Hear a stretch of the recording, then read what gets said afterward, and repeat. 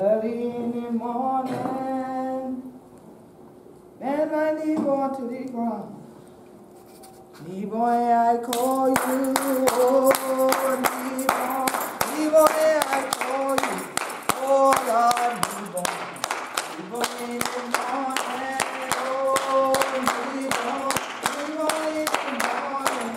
Oh, Lord, knee boy, I call you. Oh, knee boy, I call you. Oh, Lord, knee boy in the morning. Oh, knee boy in the morning. Oh, Lord, knee boy.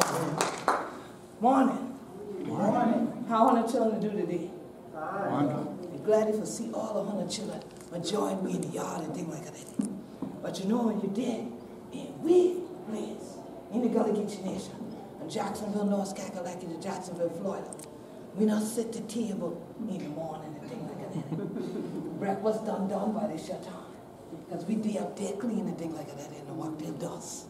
So, by this your time, we done get up on the porch.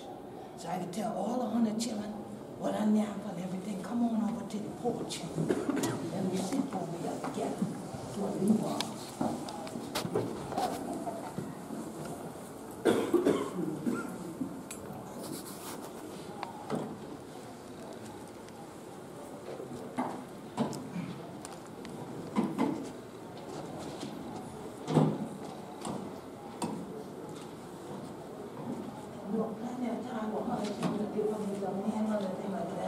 Everything being a lawn.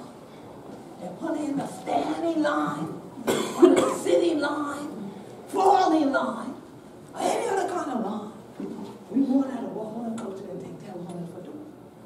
But see, even when we were there out in Gullah, we ancestors were tea from 100 children called Africa today. We do everything in the circle. So when we just shout,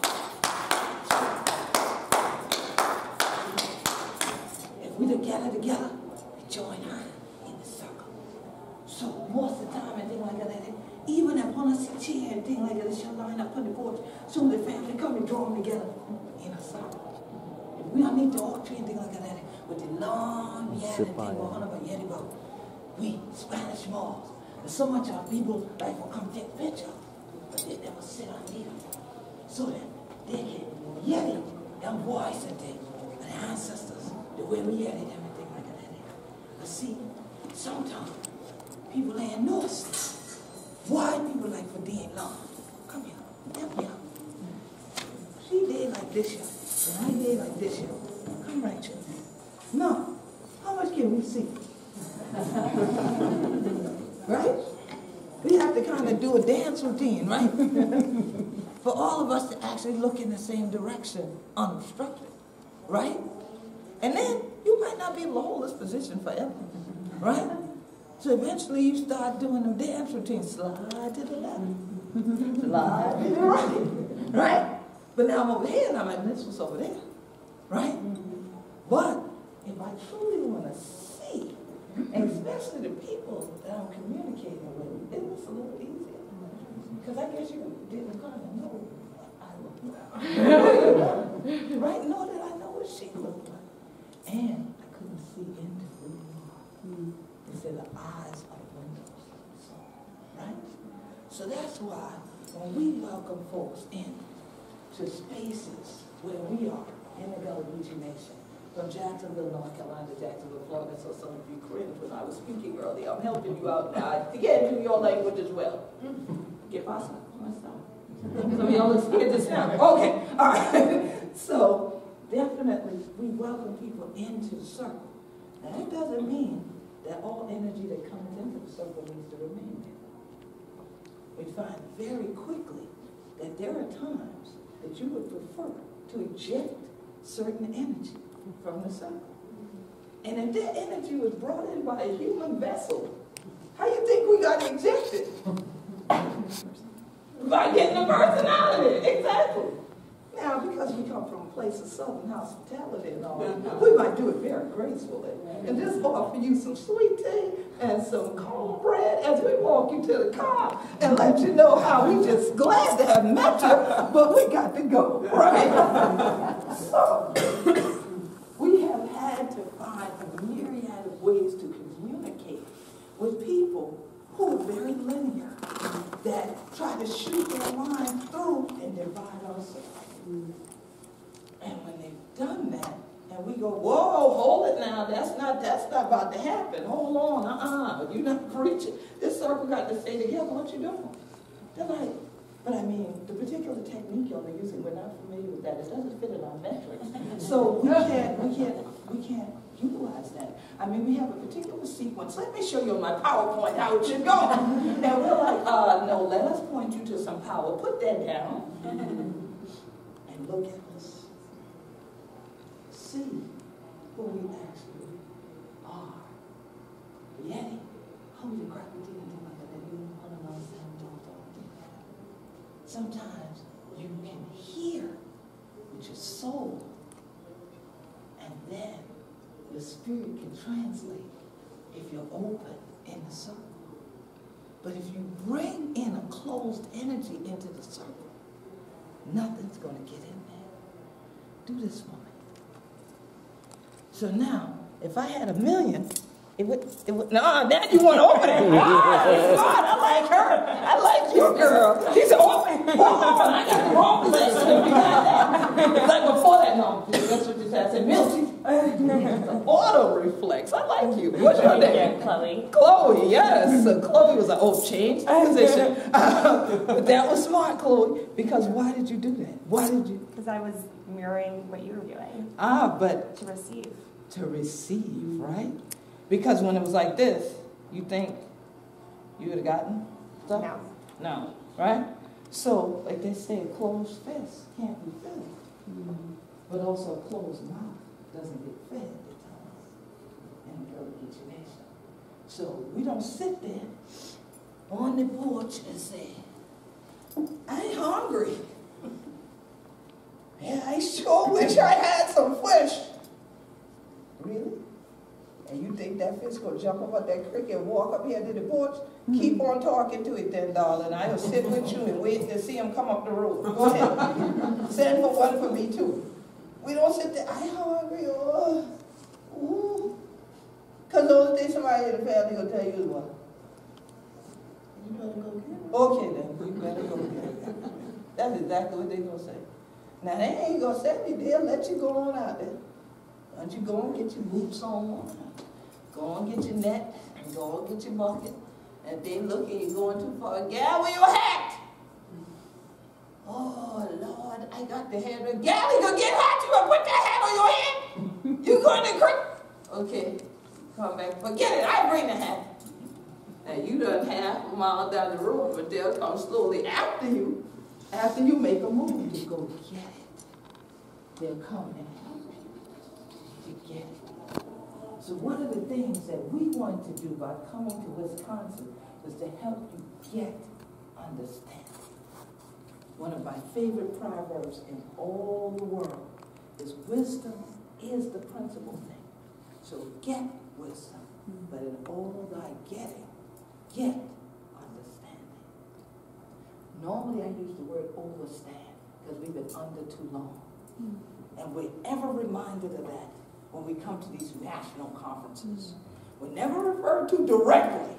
Like they're not going to say, we're talking about Queen Quet and Representative Glenda Simmons-Jenkins. They're not going to do it that way.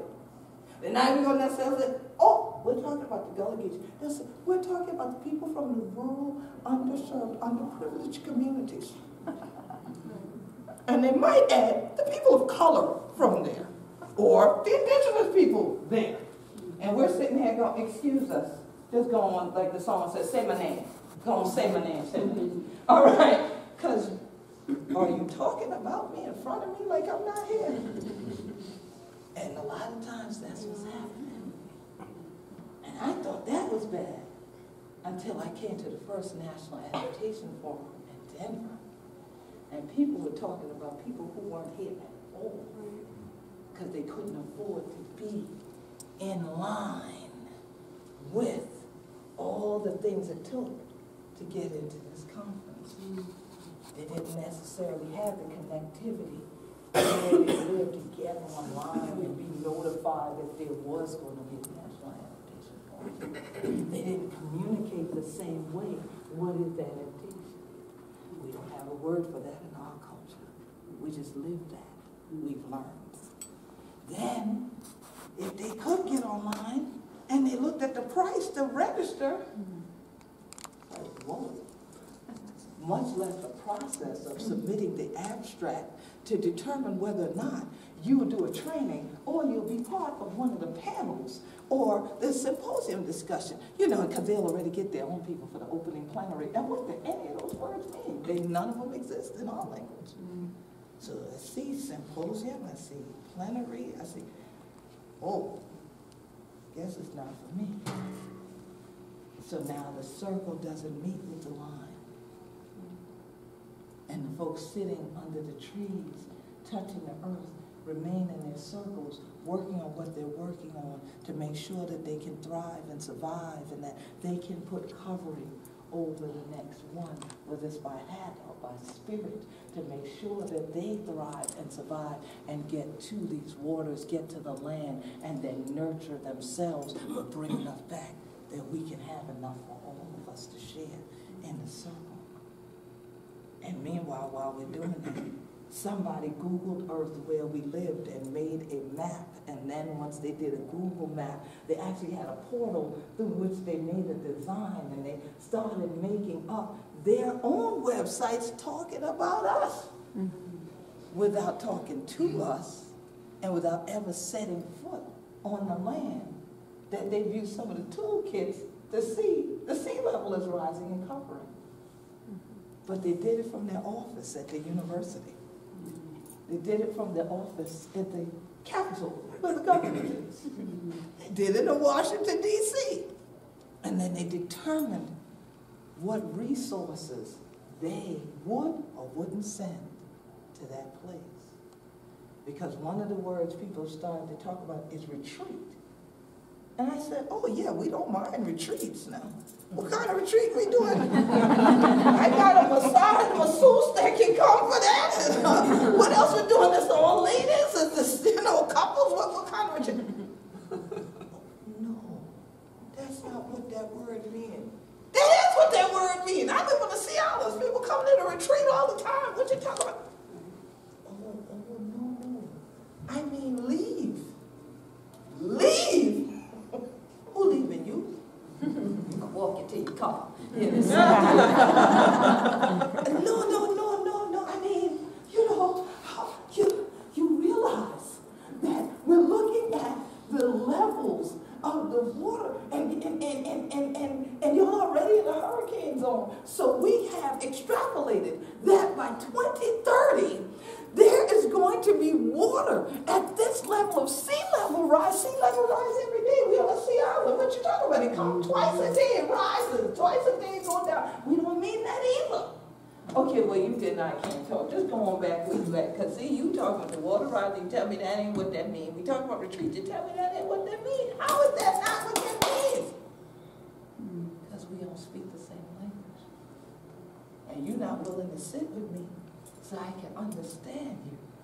Because you got a report, and you got a deadline. And most academics don't turn in their reports until 23:59 p.m. because it is due at midnight tonight.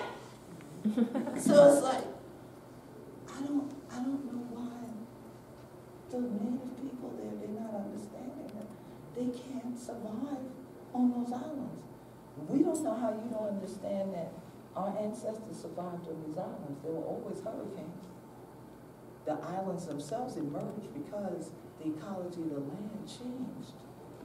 There was water where we are. All the way in South Carolina to the state capitol was once covered in water. But we lived there and have been living there 400 years without the Weather Channel, without an app, without the National Weather Service. We knew something. You think we you might still know something. But you wouldn't get to know that if we don't get a chance to look at each other. Just directly follow one another. And look and see, what do I have that could be beneficial to you? And then I might be able to hear you when you talk to me about your definitions of these words, and I could tell you, oh, in my language, in my culture, we have a different definition. Now, maybe there's a common ground, and maybe there isn't. But we won't know that until we gather together, you see. And most times the Gullah Geechee, we won't gather together for leave it or something for now on it, they look at it. And what I see is these your form, and they look at it, they like to gather over drinks. We like to gather over food. I noticed that. Different cultural thing. You know, they say drinks, they like, yes, line up. They drink first, and then they eat after. Or they eat while they're drinking. And they stand up drinking. And I'm sitting there cringing. I'm like, oh, if my mother was in here, oh, she'd be so upset. And these people stand up eating their food, and they drinking, and they, what? They didn't even eat their dinner yet. What, these people? Different culture, calm down. Calm down. You know, but when you get out there on the porch, you can observe so much. You can observe miles in the distance, the things that are happening, because we're in a place called the Low Country, so it's fun. So we can see far off and see for a long time. Long distance was cheap because all we did was say, hey, hey, how you doing? All right, come here, what you want? Rizza, Tina, walk in. In a little while, that's a long distance call for us. We didn't have to have another network other than other Gullah Geechee. A drum, a shout, and we got the message across. So now this messaging in this world that requires the thing that I studied, that I can design and make, computers. I never thought that people would think that was a real network. So much so that they believe that they can sit in the room with you, don't talk to you, but then go follow you on Facebook and then say, I'm your friend. No, you're not. You're linked electronically. But how much of a difference would it be if we were linked like this? Isn't this a little better? Do you think this is more substantial? Don't you look at them, they're afraid to link. It's a social experiment. Look at them. They're like, oh no, we don't touch each other. Does she have hand sanitizer? Don't feel bad, I'm a germaphobe too, so y'all won't see me after this going in my purse. Love Dad, love Sister Glenda, but yes. Don't you think we could sustain one another a little better if we did this a little more? Right? Because when we do this, if somebody was doing this, what might happen? Everybody goes. Everybody goes, or we got you, she said. Or we kept it. That's funny. The reaction, everybody goes. All is lost. That's that urban energy over there. It's like, it's over. It's all is lost. All is lost. And then she said, oh, we got you. Right? But it might be after that reaction, right? It's like, oh, we're all going down. And somebody finally goes, I know you're not. Get back here. I'm not going to you. Right? But it was so easy. They didn't even have to get up, stand up, or anything. And they just pulled me back. And it was like, as soon as I felt the energy, it was like, oh, fall back.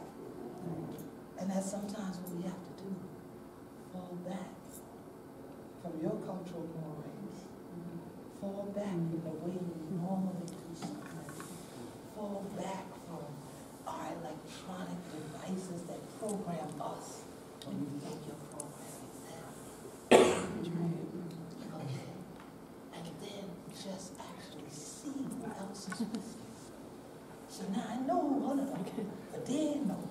Tell them what your name. I'm Rizza. And you? I'm Catherine Price. Yes. Kate Derickson. Sam Bellman. Albany Jacobson Deckard.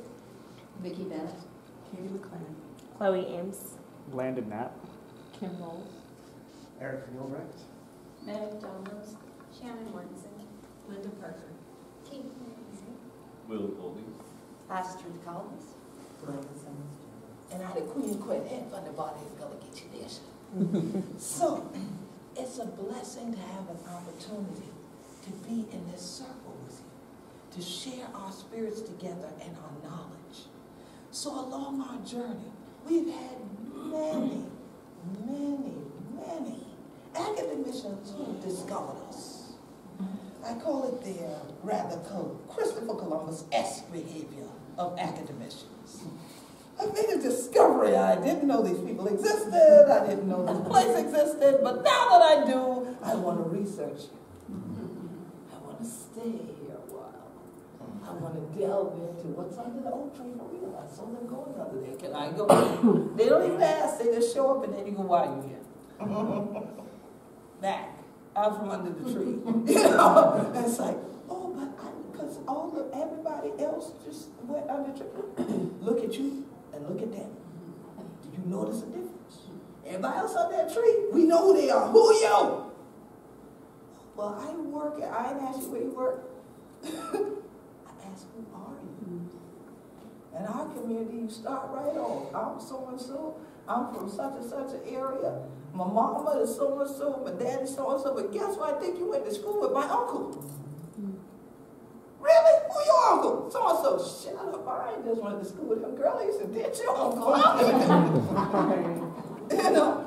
And then there's a relationship that's automatically built in. So if you go, well, I mean, but if I'm new there, I wouldn't have that. You're right. So you have to establish that.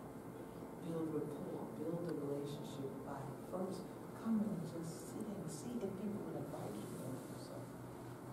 Introduce yourself as you are. Be who you are.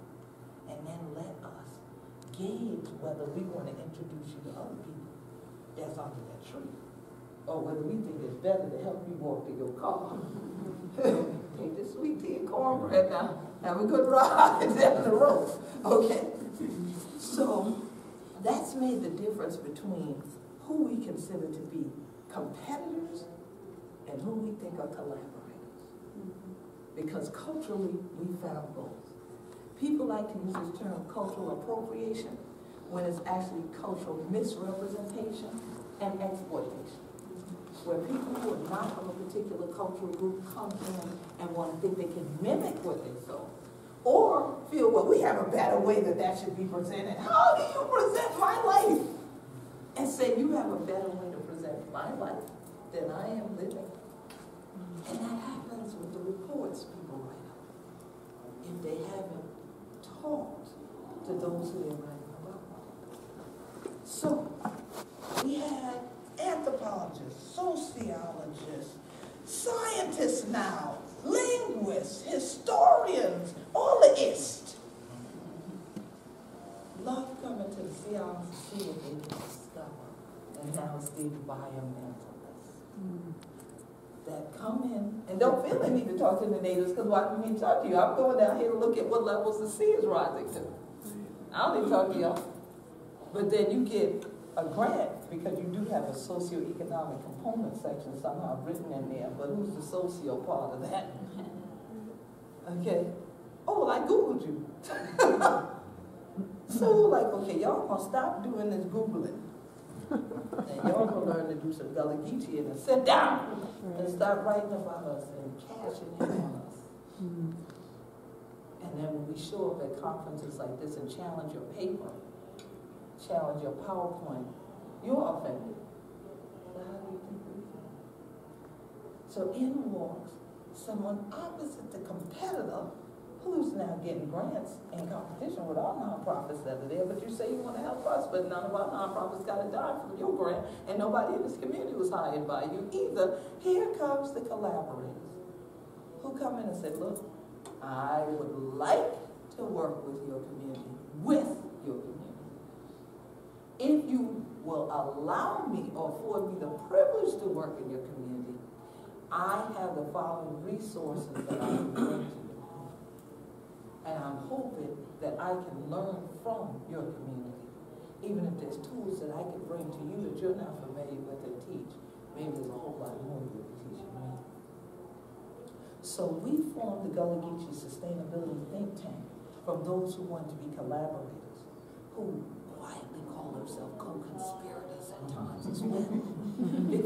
found themselves having to break down the box and the lines that they are often trapped in their institutions or their agencies.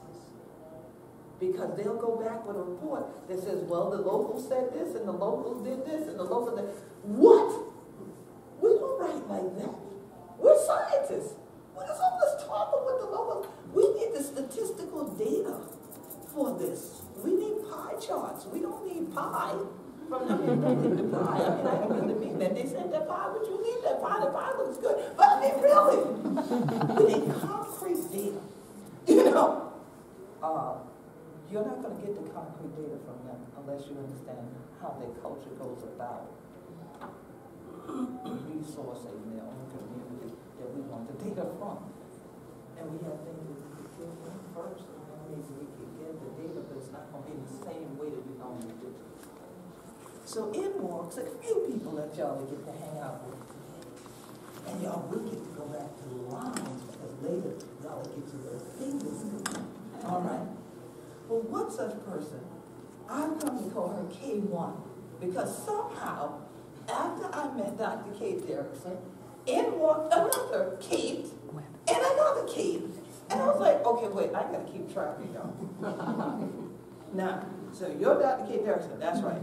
Because when they email, they go, hi, it's Kate. Okay, whoa, then I gotta look at the bottom, signature box. Oh, this is Kate from Union of Concerned Scientists. Oh, that's Kate Sell. So you're Kate too, okay? And they're very persnickety about that. One day I made a mistake, I was writing both of them, and I called this one Kate too. I didn't mean to do it. And she, when did I move? Oh, very sorry, Kate, what was supposed to go to you? I was really writing the Kate. Sorry, oops. She's like, yeah, let's not do that. Yeah, so Kate number 1 is part of our Geechee Sustainability Think Tank. Kate number 2 is not here today, but she sent Dr. Astrid Caldas in her place, Union of Concerned Scientists, who are also some sponsors for NAF, as we call it.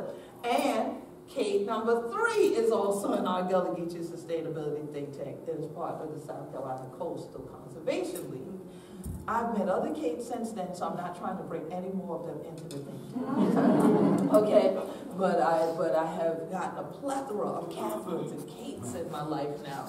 But all have been interesting because they all have this commonality with them. I always say there's something in the name, all right, that says, well, let me examine what you're talking about. And they process. And after they process, they get back to you, at least with something that would be beneficial. They're not those people who, like a lot of the guys in my life, well, is this okay? Is this okay? You haven't even started working on that yet, have you? It's like, well, I just want to make sure. This is what you want me to do, right? Yeah, that's what I want you to do. Okay. Then they go away and then, well, Queen Quet, is it, but it's all right if I start now? Like, I wanted you to start 5 days ago. Like, go do it, right? With them, they come back, they have something done, and they'll say, well, I don't know if you wanted that, but will this be beneficial? So, K1, let them know. Now I ain't the Gullah Geechee tall. I think they understand that part, and they get it. But when you first engaged with us in our Coastal Cultures Conference, you were actually not far from the Gullah Geechee Nation because you were in Georgia. But now, we're closer to home for you today. So tell them where you are now, and how have you emerged in this circle, and what goodies do you have for them as resources and tools for the work that they might undertake, encountering communities like ours that might usher them out with the sweet tea. Okay, so I was at Georgia State, and now I'm at the University of Minnesota. I'm a faculty member in the Geography Department, and I'm also the co-director of what's called the CREATE initiative.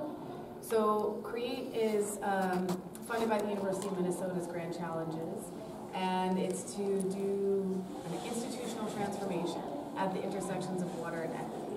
So I think part of that motivation by the University of Minnesota was to address the fact that it's not really more expertise, I think, that a lot of our kind of wicked problems need. We need a kind of change in the way that we understand and resource and ask questions about the urgent questions of the future. And so the kind of disciplinary institutional formulations that we are accustomed to, these kind of linear approaches that we have, don't seem to be getting traction to change even the most basic things that we know are urgent problems.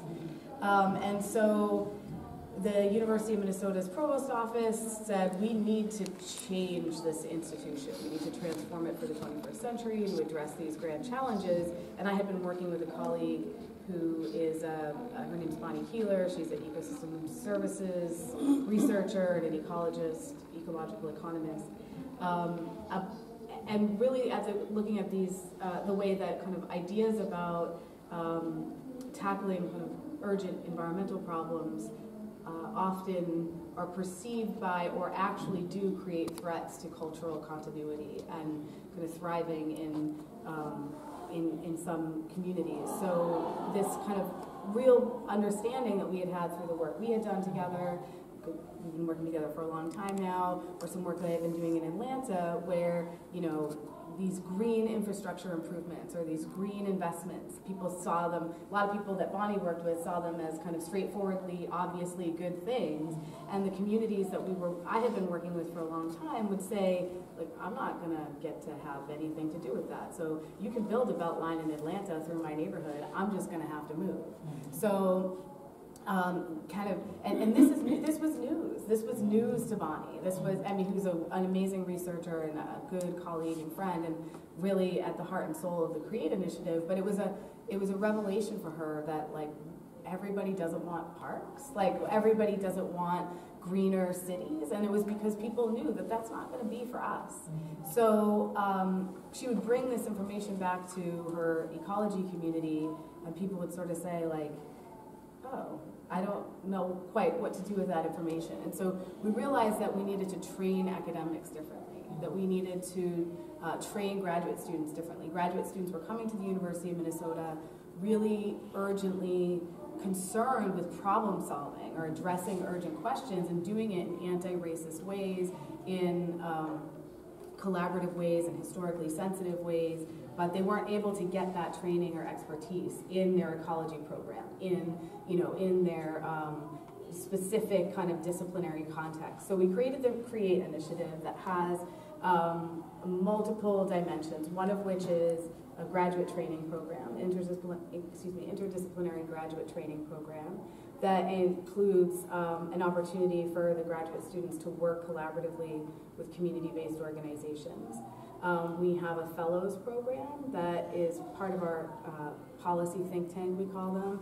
Representative Glenda Simmons-Jenkins is a member, Quet is a member. We have members from the community that I work with in Atlanta. We have folks from Minneapolis as well. And the scholars who are part of our graduate program are going to work with them over the summer to kind of experience what it's like to do work that resources the visions of communities rather than ask communities to provide resources to answer the questions that you have. And so they're really outside of their comfort zone. They're about to start, the first cohort is about to start.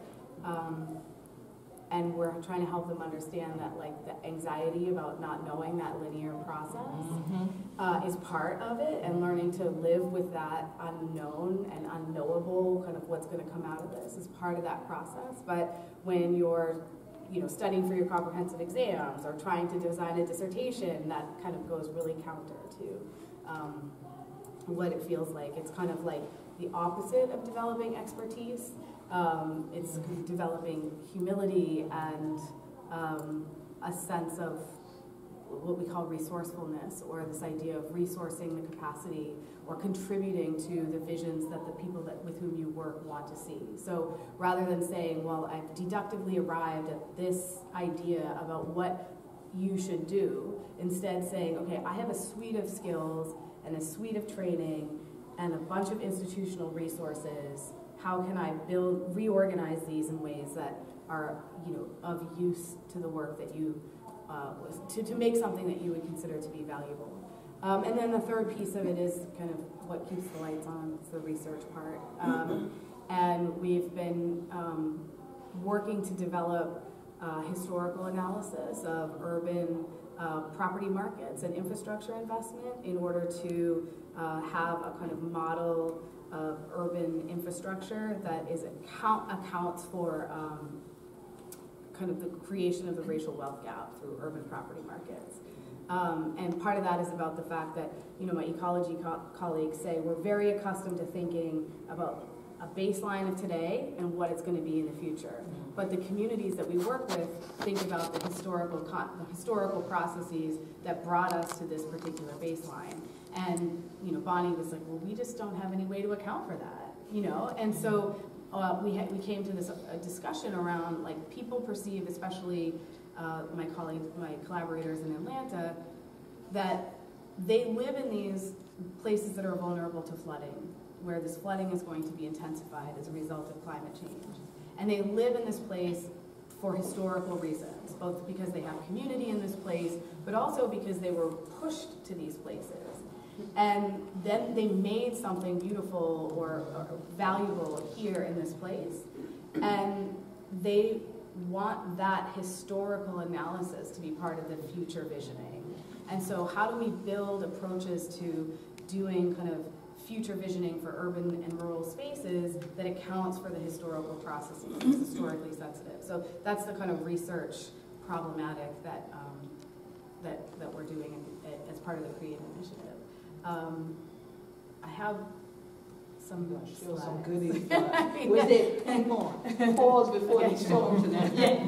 Because one of the Create Fellows that she announced is Sister Glenda Simmons-Jenkins, and interestingly enough, they did a very wonderful site already that they're still building on for the work in Florida that evolves around Gullah Geechee land and our historic land ownership. And even when we're at these sessions about resilience and adaptation and sea level rise and climate change, the discussion of real estate values and flooding is often a part of the discussion now. But they don't listen to the traditional knowledge that the places didn't flood until you started digging to make a lagoon over here to put some type of resort over there.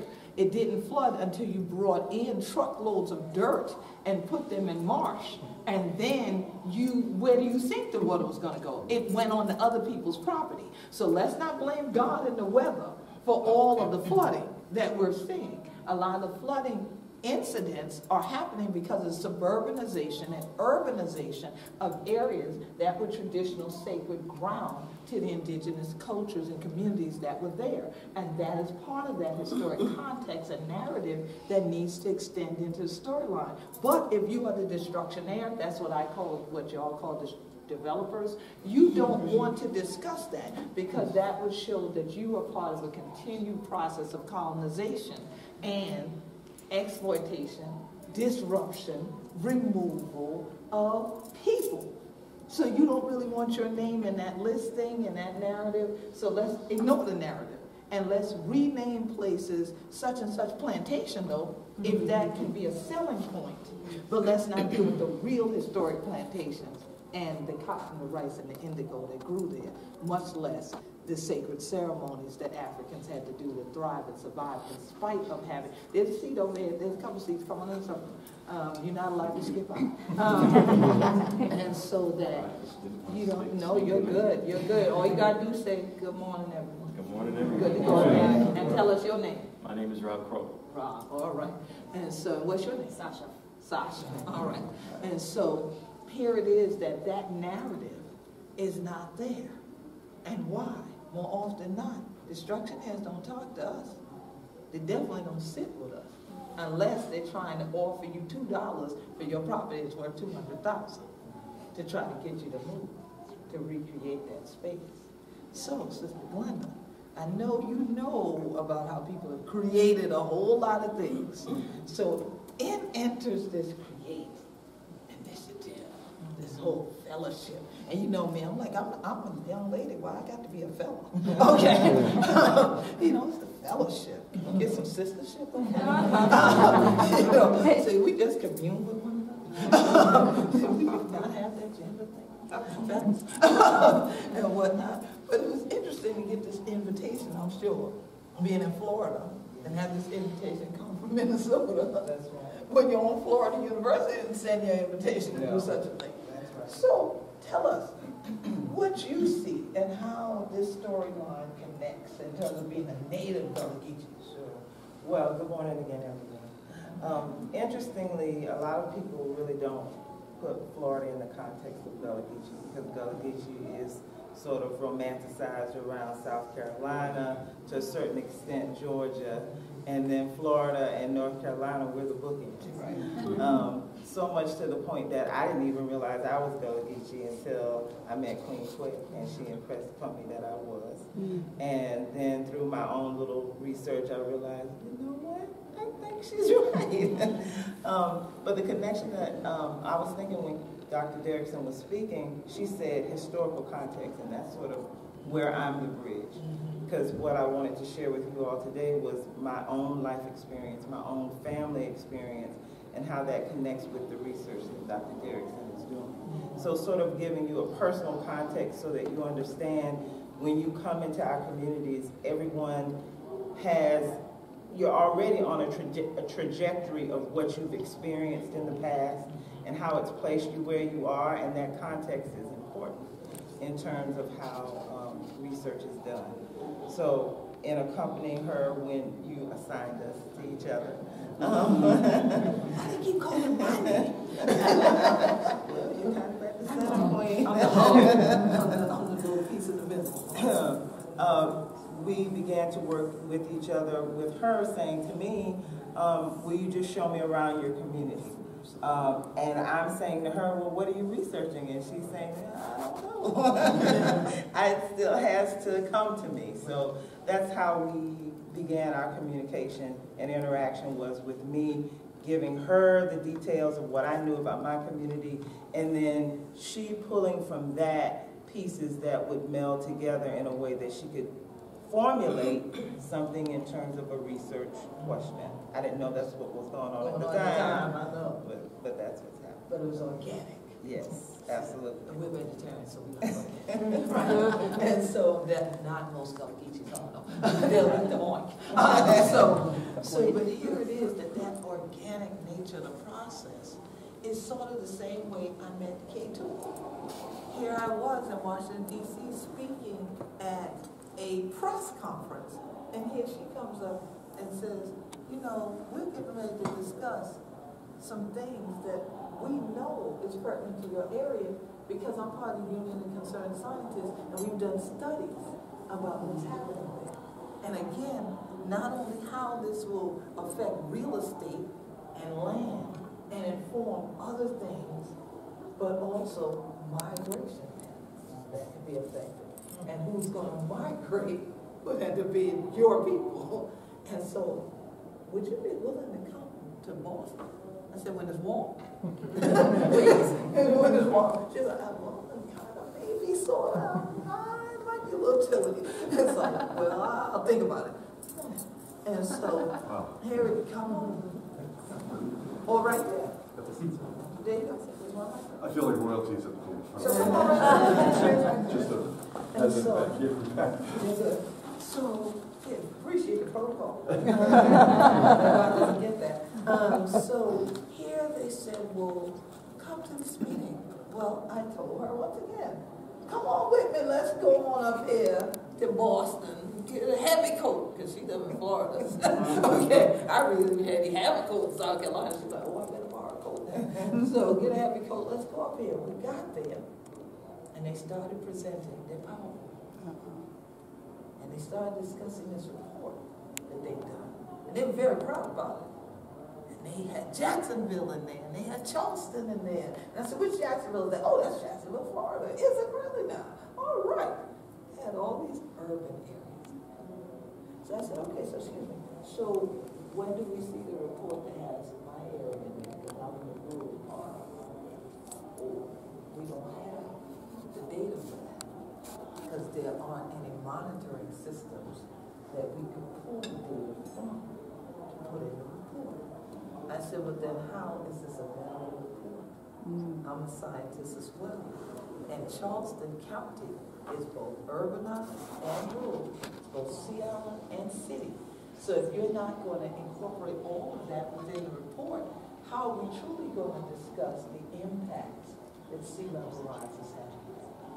And so, we have Dr. Astrid Caldas that can talk about how did y'all kind of navigate, or are still navigating, how do you do that as a scientific group to bring in culture and the people themselves? So, good morning, everybody. Thanks. I joined the Union of Concerned Scientists about 3.5 years ago. And by the time I joined, there was this kind of very proud organization. And actually, when I was hired, I couldn't believe I was hired. Like, oh my God, this is my dream job. It's such a great organization. But there was that thing about the scientist, and I am a scientist myself. So it's the thing about the scientist. Yeah, you're a scientist. So this thing like, oh, the scientists are here, and the people are here. There is no connection. There's no circle, you know? So by the time I joined, Kate had already started some interactions with different communities. K2 had already started some interactions with communities because she realized that if we didn't know what communities needed and what they were facing, our reports would be useless. They would not be of any use for them. So we started a process where we started connecting not only with Queen and the Gullah Geechee, but with other communities across the country to learn what they were facing and to try to put into context what I see. The historic part is they've lived there for 400 years, right? They know how to deal with the water. But they were not constrained by all the urbanization. They had land that was safe. They knew how to deal with the water. They didn't have a road where they cannot put stuff or move over or do things when the water's there. So in order to better prepare for the water these days, it is useful to know where the water is coming from, how much water is coming, and when it's coming, so that they can use their past knowledge to better prepare with the resources they have now. So that's what we have been doing with our reports. And we have, it's useful for the whole coast of the United States, lower 48, but more and more we are dealing directly with communities. We have collaborations in southern Louisiana, we have collaborations on the eastern shore of Maryland. People who have been there also for 400 years, they are very proud to, be fishermen and their livelihoods, but their land is disappearing. So we are connecting with them and trying to give them the information that they want and they need in order to thrive. So our tools are just showing where the water is going and what properties are in the way of the water at different time frames and different projections of sea level rise depending on how bad things get. Yeah, right. Yeah, so basically that's what they do. Yeah. So it's interesting to me because I am a scientist. Yeah. When I heard about tools and they're online, I'm like, oh, I want to get at it, right? And so I like their tool until I met him. And I like his tool more. But I think he had a better marketing plan for his tool, and that was all. Because you're going to see both of their tools, and you're going to see how you can effectively use them both, because we use them all in our sustainability think tank work.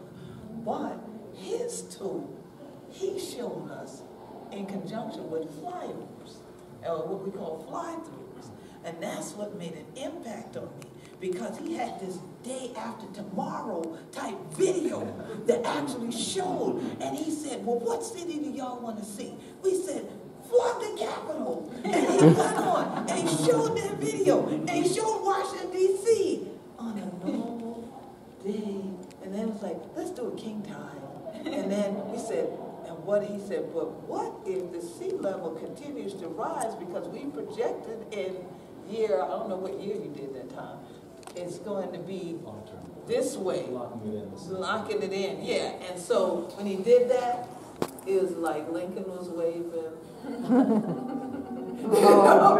Going down, It was like that kind of thing that left an indelible impact. And I said, now that's the tool. Because younger people will get more excited about seeing that they can use a tool to actually navigate from dry to just flood everything. And it looking like something you see in an action movie, that you need the Avengers to come and get your album or something, that you want to see this. And that's what people are into now. Lights, camera, action. Don't make the video longer than 1 minute. The attention span's gone. You know, that kind of thing. So it's like, this is an important issue. But look at the times we're in. Everybody's not going to read a 100-page scientific report. That's not going to do it. Even if they go to our tool and you say type in your zip code, if it looks too complicated, find in the box where I have to put my zip code in, they're going to click off. But interestingly enough, he showed us, y'all used to that slide tool? It shows the map so you can slide it back and forth. Then it had that had some plugs, and then it also had the mechanism to say, yeah, put in your zip code. And not only can you play with this on screen, but now, oh, you need something to take down to the county council meeting or the town council to convince them why you're against them building in that particular place? Print this PDF out. It's already ready for you, with all the stats that you need on it, and the maps, and all the nice visual aids, and it's a one-pager. So you're not taking up their time with a long speech. You can get your 3 minutes at county council and then say, but I'm leaving one of these for all of you to look at. This is what's projected to happen on that particular parcel in the next 10 years, the next 20 years, the next 50 years. So it might not be the right economic investment for us to make as taxpayers. And now you can speak their language without having to go to school and get a new degree in a different field of study, right? So then, I know this Climate Central tool has become central to all I've said. But is it done? How are you using it now? Why is it important for people at the National Annotation Forum to know about this tool? And how does it kind of link to what Astrid just talked about? Thank you, Dean Quet. So I work at Climate Central, and a team of scientists who do peer-reviewed research and build tools on top of it. So we're always kind of evolving our tools. We're working on a next generation tool. We're taking input from folks who have been using the tool, so we'll be talking with you about. You always are. And I really appreciate Queen Quet because I was presenting once and she interrupted me and said, show the video. I was going into detail. Oh, it's minutiae that people were starting to go, getting on their phones under the desk. Get the video on now. She also found a bug in our software within 5 minutes. Because I'm a computer scientist. Legitimately. But we're trying to, we've developed a tool that's available nationwide. We're using NOAA's LiDAR data, and it allows communities and stakeholders to obtain information that's can be relevant to their goals or their objectives. And it gives you information about sea level rise. You can choose different projections. So in a lot of ways, it's complementary to a lot of other tools that are out there. I kind of take the view that it's great that there are all these tools there, and there's different uses for each of them, and they can kind of complement each other and reinforce each other. We've found a way to show how sea level rise is also, it's impacting coastal flood risk in the shorter term, and that's a way to communicate it, by 2020, 2030, this sea level rise under different projections could double your flood risk, or whatever it is for the localized data. But it's available for the coastal U.S. It's a global tool as well. We have other parts of it. But as Queen Quet said, we've aimed to visualize what we can, communicate, raise the profile of the issue with the general public. And she was spot on that the flyover videos and these photorealistic images have been the things that we produce that has gotten the most clicks and page views and shares. And it's a way to kind of bring people into the issue. In a fun way. So looking forward to Showing it to you. well, and just and keeping in touch with folks here as we develop new tools. Absolutely. Keeping them in the sun, right?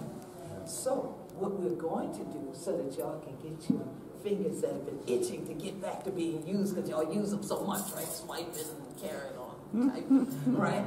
We're going to let you come out so that we can go to the table so you can put your laptops up and you can put your iPads up as we start to let you navigate some of the things that emerged from the survey.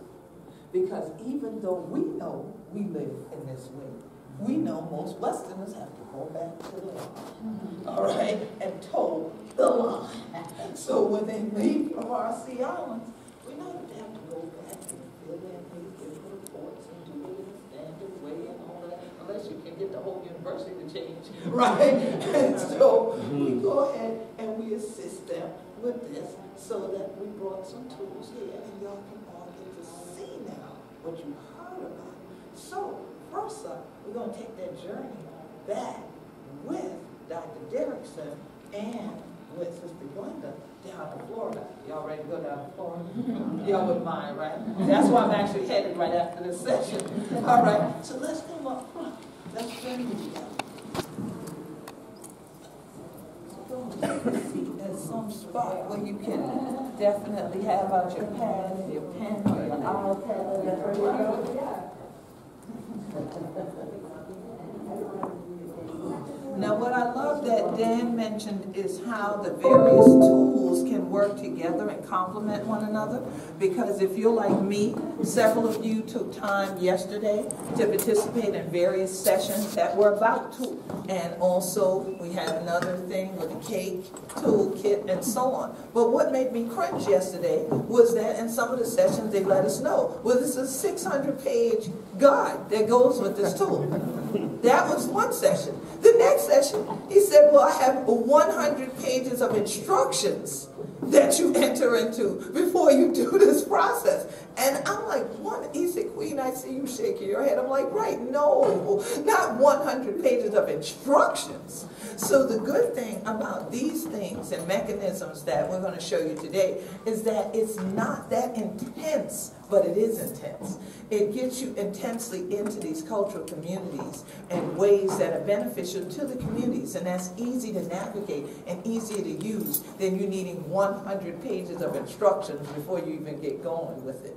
And so that we can hopefully show you some tools that you could use or some models that you might want to recreate in the communities that you are partnering with.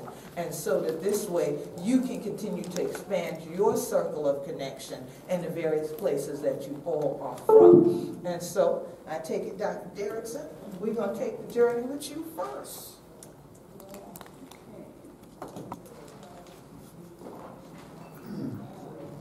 So we can talk, maybe Representative Simmons-Jenkins will talk about this as well, but one of the things that we first started talking about when we started working together in Nassau County was how development was impacting these historically black neighborhoods or these Gullah Geechee communities.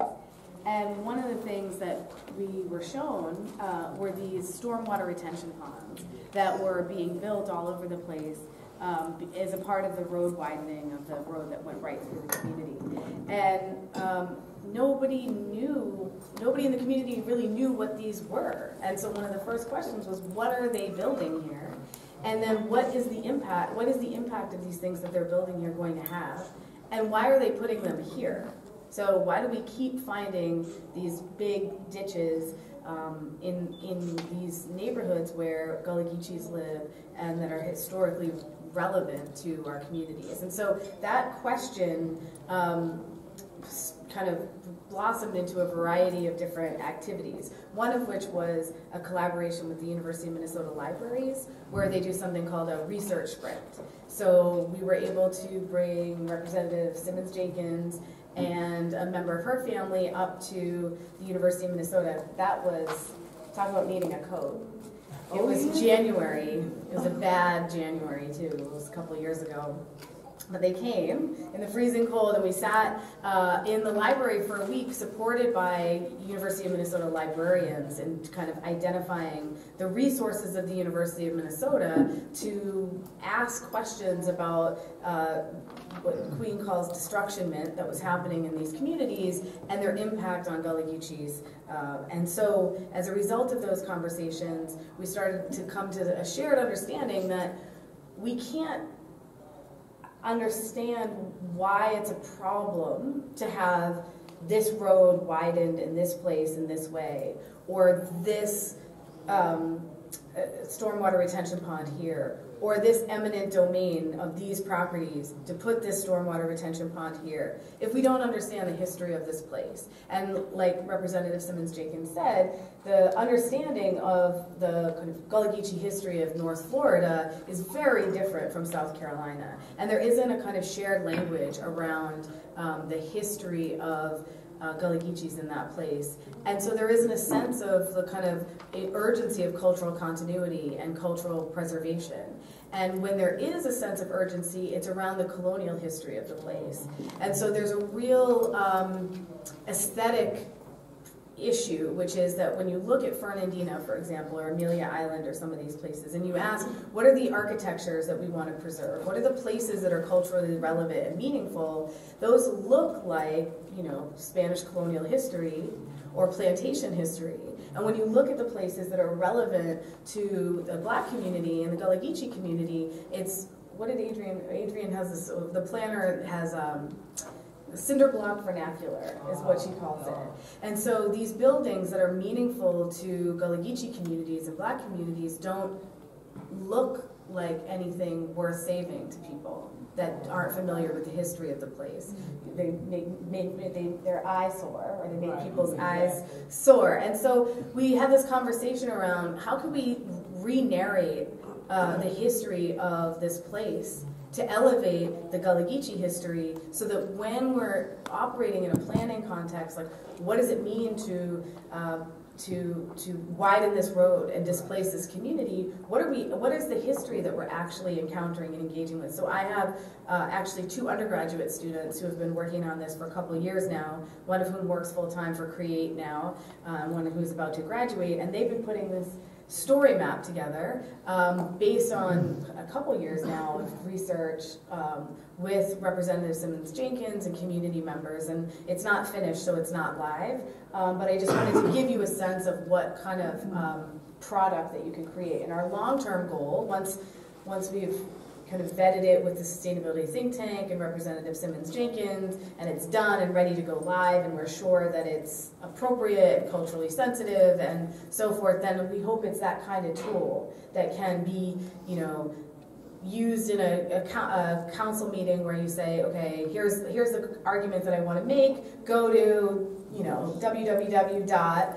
To hear more about it. We'll tell a different story. So just, I'm not going to have time to show you a whole lot of this, but you're probably all familiar with story maps in general. They're pretty easy to work with, but you get a lot of bang for your buck in terms of the visual compellingness of it. So we started thinking about the history, the complex interwoven history, not only of colonization and the slave trade in this place, but then ultimately transformations of the natural environment through the company town, through making turpentine, through paper mills and pulp, and now Rainier, which is the company that has been really dominant in that region, is turned into a land development corporation. And so looking at the long history of building this county and making sure that the history of Gullah Geechees were a prominent part of how we would tell this story, or telling the story from that perspective, that much of which we've learned from Glenda and her folks in her community. And so, this is something that students put together, re-narrating the story and highlighting things that we thought were relevant for understanding the kind of contemporary context. You can see there's some placeholders in there. And then really doing a long history of Rainier. Very quickly, the reason why Rainier is so important is because they've been fundamental in transforming the environment, planting and logging pine, but also it's been a really important institution for Black people who have worked at Rainier for a long time and have had some upward mobility through it. And so really kind of trying to not make Rainier out to be, the villain in the story, but telling a more complicated story about the relationship between that corporation and the community. And then as they transition into a land development corporation, they're the biggest landholders in Nassau County. And now it's not profitable to grow pine trees on that land anymore. And so now they're growing McMansions on that. And in the process of doing that, making a whole bunch of complicated policy and tools to build the infrastructure in that place. And so really digging into how is the kind of different tools and financial instruments and policy tools that they're using to build infrastructure to service these entirely new communities that they're building. What are the kind of carry-on impacts of that going to be in these other places? And when they brand these places, and when they try to make these into, they call it the Florida Low Country. I told you that. Yeah. So when they start branding these places, what narratives do they build on, even as they displace? And that's a kind of consistent theme, that they'll appropriate something like the Low Country and then remake it in an image to sell it to new people. And it's this kind of perverse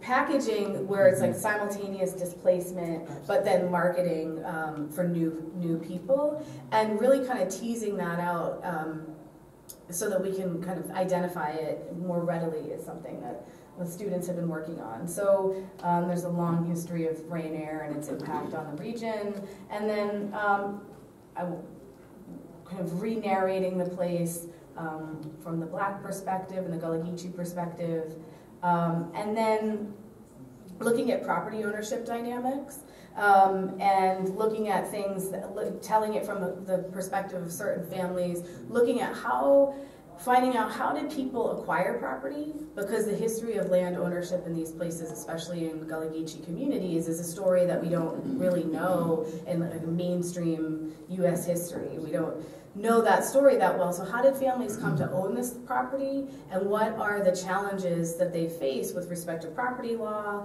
in holding on to that land? And so we heard stories about surveyors shaving off land. We've heard stories about when they bought land from Rainier, it being walked off, meaning you say like, okay, you're going to buy an acre, you're going to buy this much, and you're kind of not having a surveyor come, but walking it off, and then that not being legally binding, and then when it's convenient for Rainier to come in and say, well, actually we own this, actually we own that, pushing the property lines back. So we've heard about that. We've heard about eminent domain and uses of that and so forth. So looking at the kind of interface between ways that Gullah Geechees hold land, the kinds of lands that they own, and property law more generally. And not to problematize the way that Gullah Geechees own land, but to problematize and highlight the way property law doesn't serve communities who want to hold on to their land. And then also doing some mapping, I hope this is going to load, of historically Black churches in Nassau County as a way to show culturally significant spaces. And a lot of these look like what Adrian told us is cinder block vernacular, right?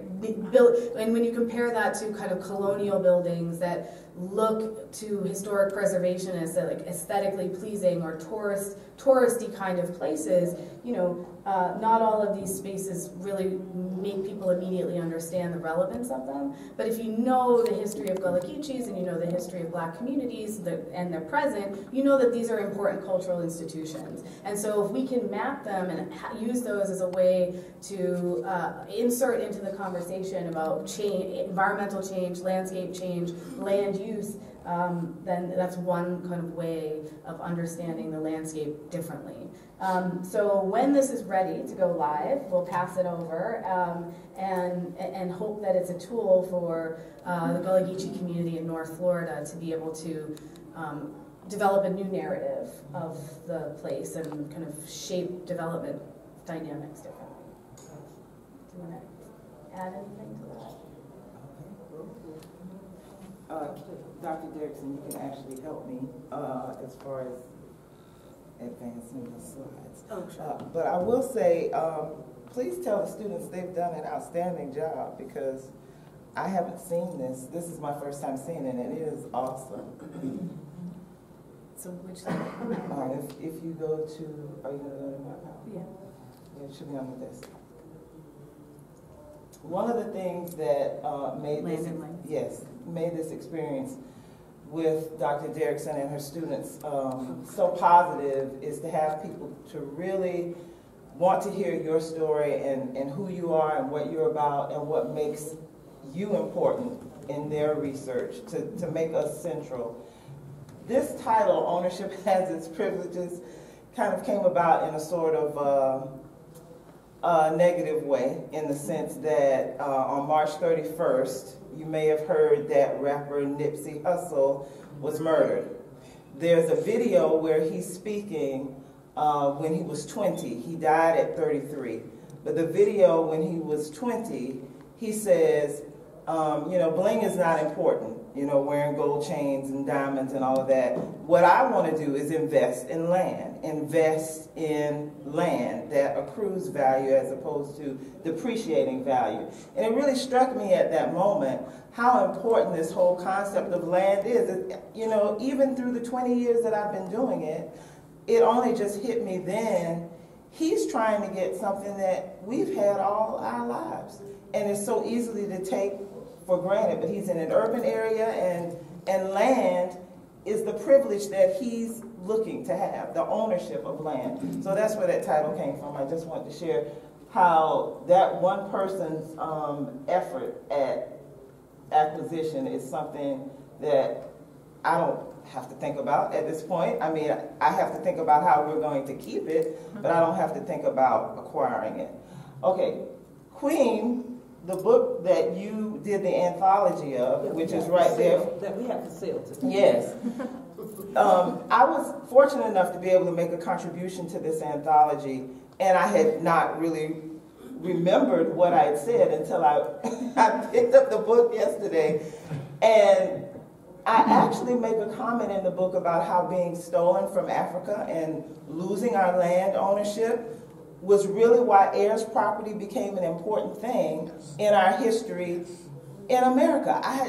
And so that's crucial in the sense that here we were stolen people, taken from stolen property. So the question of heirs property really became our ancestors' way of saying, now we can undo what was done in a way. We can give our ancestors, our descendants, the opportunity to get back collectively what was taken. This is just a fun little illustration of Florida. I'm going to talk about Florida just a little bit. Florida is constantly skirting the line between its natural resources and the exploitation of that for tourism dollars. So up in this far top right corner, that's where I live, Nassau County. You see the pine tree up there? That's why that's important. But if you look at the Space Coast, down where Cape Canaveral is, you see the Gulf, which of course is where we've had a lot of issues with flooding, as well as in South Florida, and up where I live. It's just to show you the diversity of the community and how we're trying to balance all of these resources for our benefit and attempting to figure out which is the most value to us. We're constantly doing luxury housing and suffering from not enough affordable housing. And of course, the luxury housing is in all the places that are the most vulnerable and the most at risk. So that was just to give you a nice little illustration of what we're living with. So I wanted to make it personal today and give you the history that helped Dr. Derickson and her students to sibuild their research around. The woman standing in the middle is my grandmother, and her name is Elizabeth Jenkins Morrison. She was born in Florida, but her family came to Florida from South Carolina. This picture is taken around the time that she is about to either go into college, or she's in college and she's about to finish Spelman.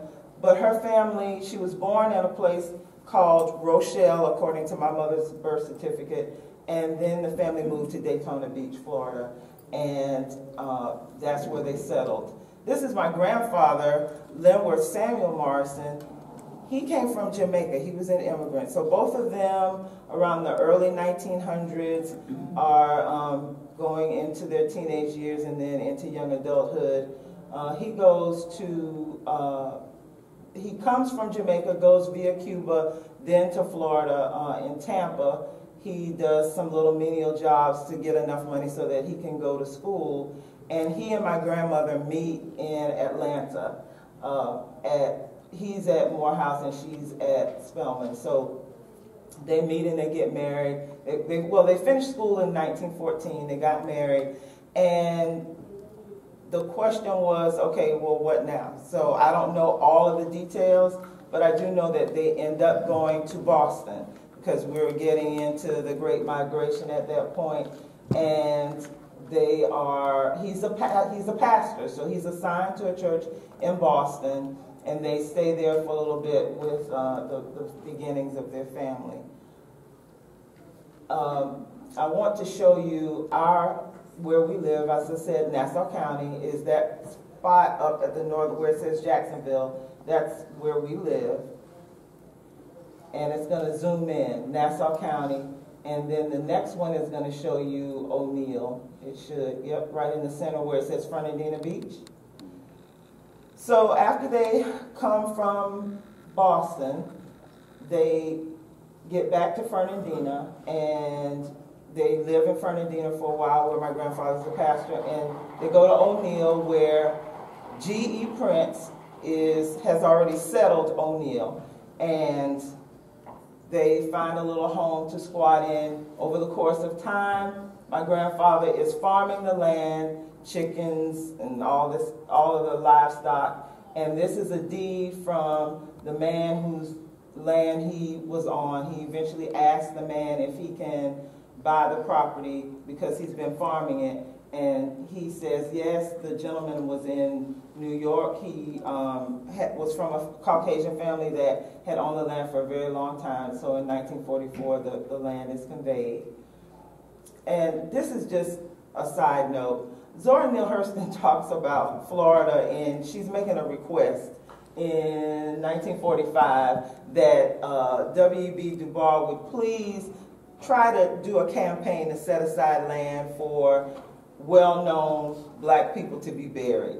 This goes nowhere, but I'm pointing this out because she speaks about the trees in Florida. I hope that you've seen it, for it is a thing of wondrous beauty. And the thing that I want you to note is that 2/3 of the beauty is not in the tower itself. She's talking about something else in Florida. She goes on, magnolias, bays, oaks, palms, pine, all free for the taking. She's just outlining why Florida is so beautiful. And even to this day, we're constantly dealing with trying to help people understand the beauty of Florida, all the while that we're losing that beauty.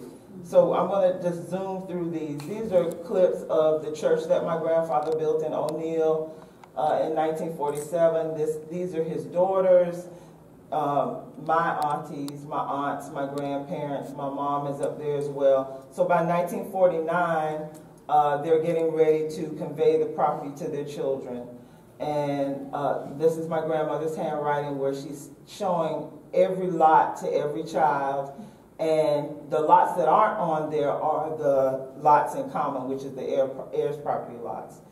And this is a layout of the survey that was done. If you see D, E, C, A, and B, those are the lots that were in common. So A is where he built the church. D and E are lots that, well, D was a common lot, an heirs property lot, and C is the lot that's the largest lot. That's the lot that when we got together after, when my aunts and uncles became elderly, we said, what are we going to do to keep the property? And they decided that they would form a corporation, which they did form a Florida corporation. Those are my parents, and they got married in my grandparents' home, which was also on the property in O'Neill. And they lived with my grandparents until the first two of my siblings, the oldest, were born. And I point that out because we're talking about a history of a family that's relying on each other and each other's land for their continued survival. So shortly after those pictures were taken, my parents built their own home across the highway. The highway has been expanded 3 times. First through G.E. Prince's property, then in 1976, and there's an expansion happening now. But this is the home that my parents built.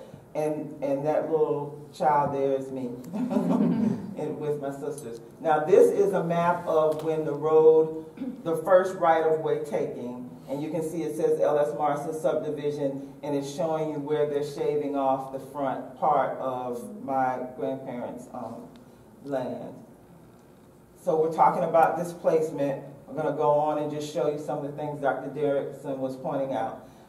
That the areas in yellow, you can sort of see where it says L.S. Morrison Drive.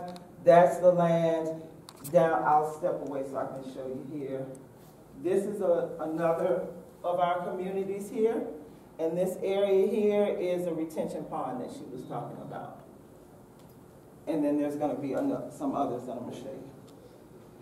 This is, I woke up one morning and saw all of these trees. That's the lot that's next to where my grandparents had their home.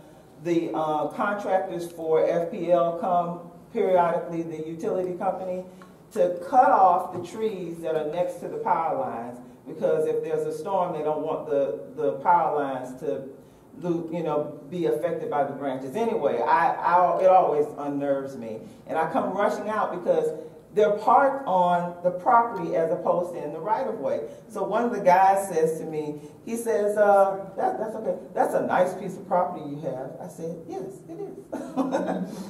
Engulfed by progress. Just going to show you some of the transition that's happening really quickly. The church that my grandfather built, this is what they've been doing in the process of expanding the road. There's a gas line that runs in front of the church as a result of what they're doing. So they piled up all the dirt there, and then they tried to put it back. Do you want to tell them that church is on the property? Like, that's all part of that parcel? Yeah. This church was lot B, I think, that you saw on the map. And it was probably one of the first things he built. The house was already there, so he built the church there. This is the other side of the street. So the church is here. And this is showing you the construction. Guess what's way over on that side in that community? Lowe's Home Improvement Warehouse. This is the street view of the retention pond. That's over somebody's hedges. This is a retention pond that was dug in the middle of a community. So that was all trees before that was put there. This is just to show you what Dr. Derickson was talking about, which is that Rainier is going to be doing the East Nassau Stewardship District, which is basically where they're going to take all of the land, or a good portion of it that they've been building trees. They're going to cut down the trees and they're going to do their own city. I mean, that's just basically the long and short of it.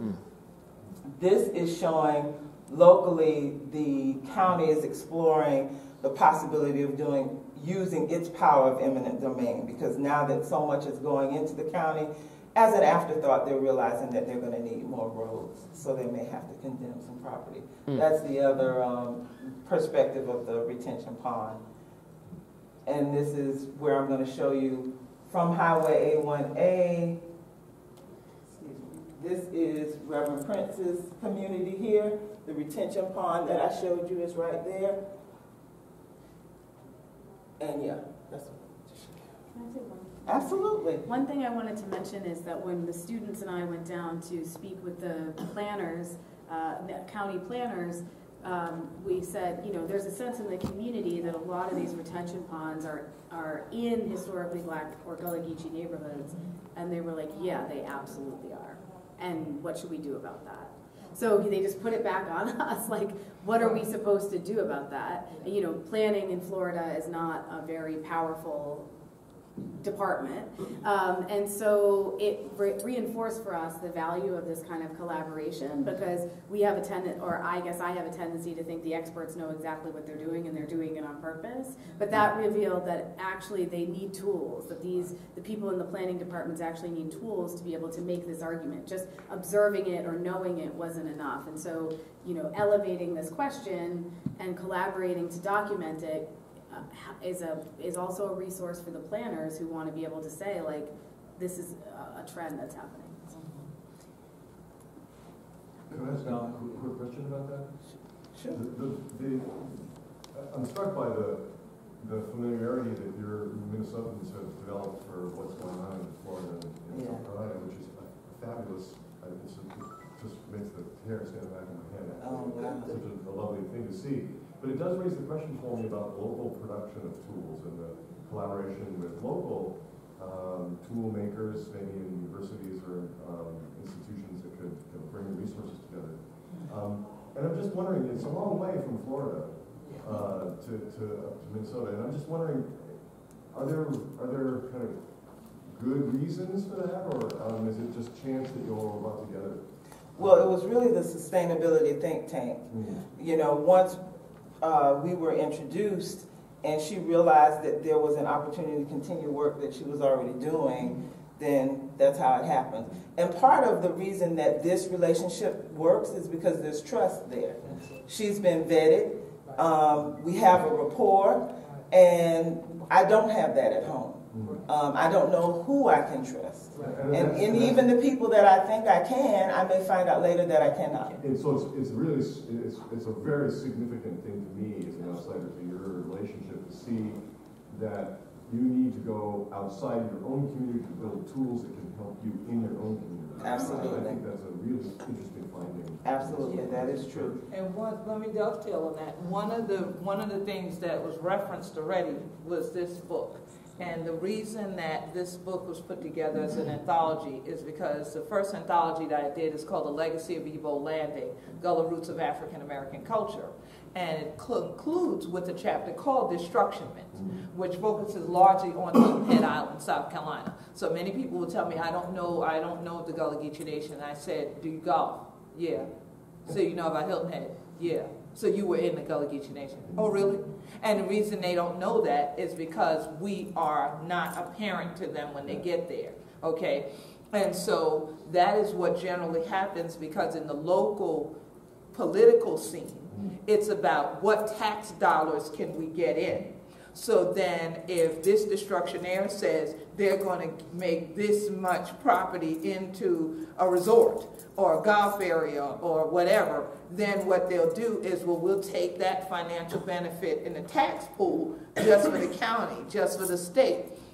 So now you would think the university people would want to work with the local community. No, because they then get benefits, because if that destructionaire comes in and says, well, hey, wait a minute now, your college needs a new stadium, you know, keep your mouth shut, I can build your stadium, then they're not going to talk about the things they actually know are going on. And many of them wait until they leave the state and live somewhere else or at a different university, and now they want to research us or work with us. But as long as they were there because of the political landscape, they avoided it.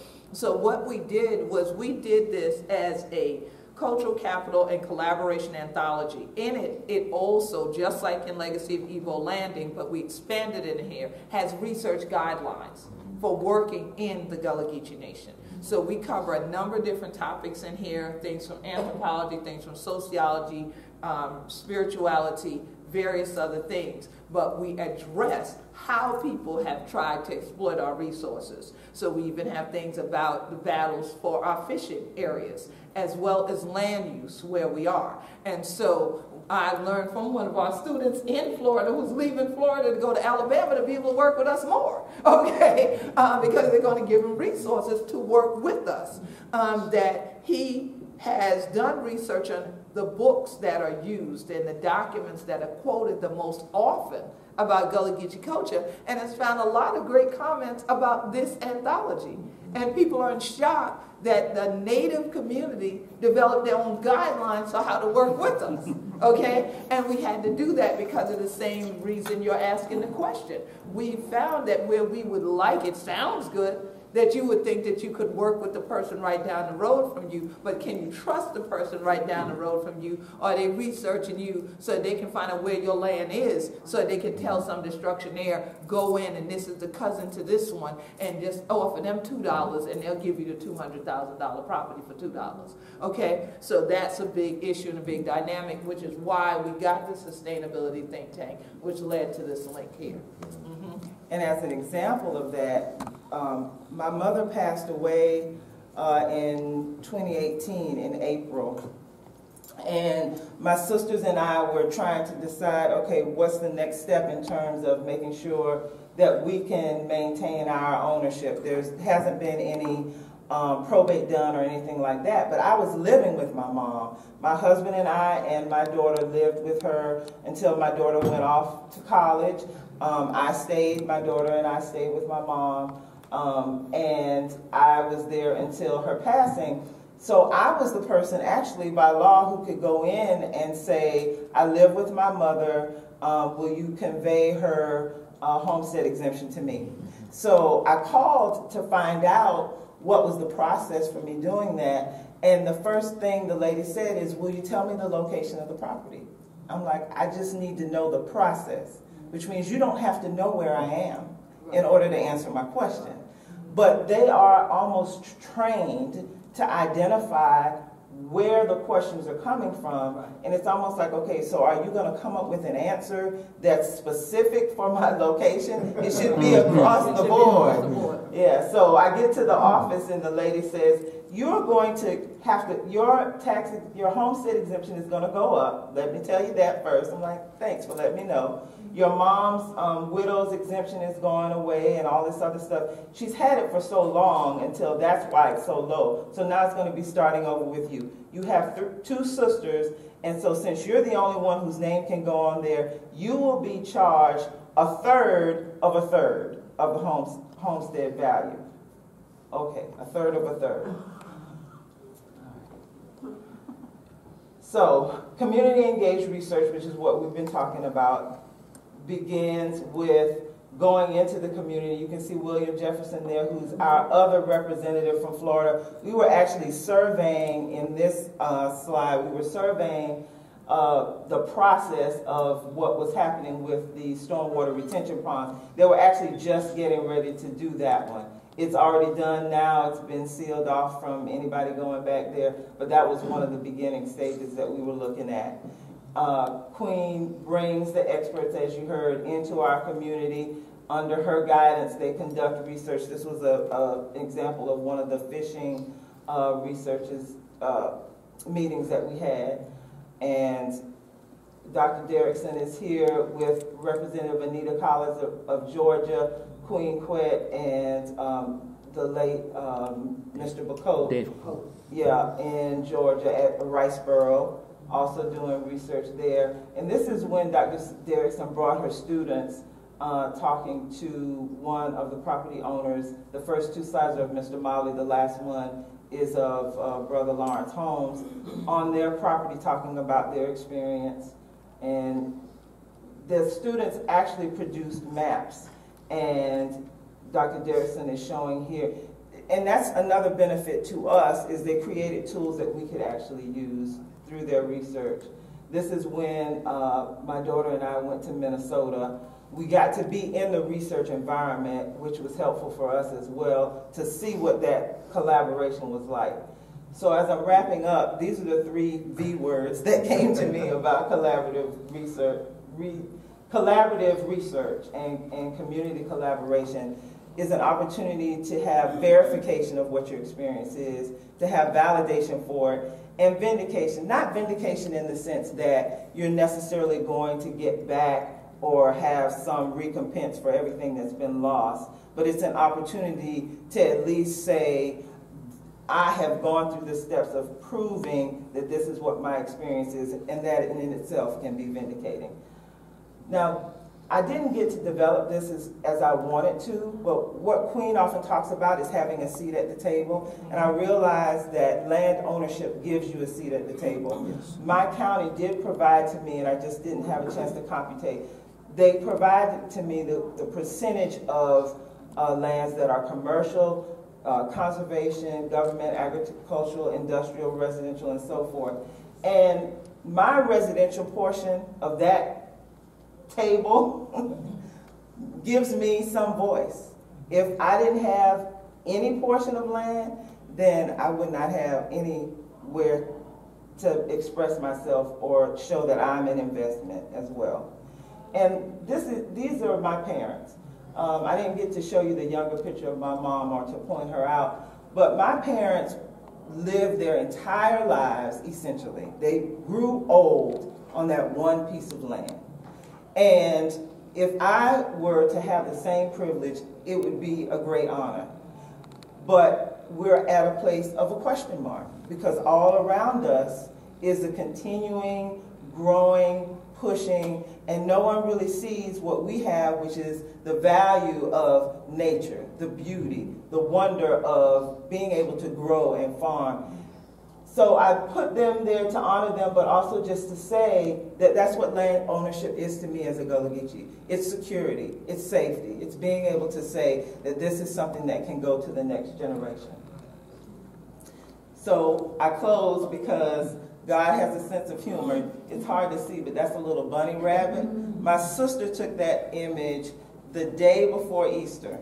We call it resurrection, but we used to say Easter, and so for him to allow a little bunny to come out on the day before resurrection, I think it was just a little sign of hope, you know, that the animals are still enjoying it here, so you enjoy it for as long as you can too. So we be Gullah Geechee and Naughty people. Thank you so much.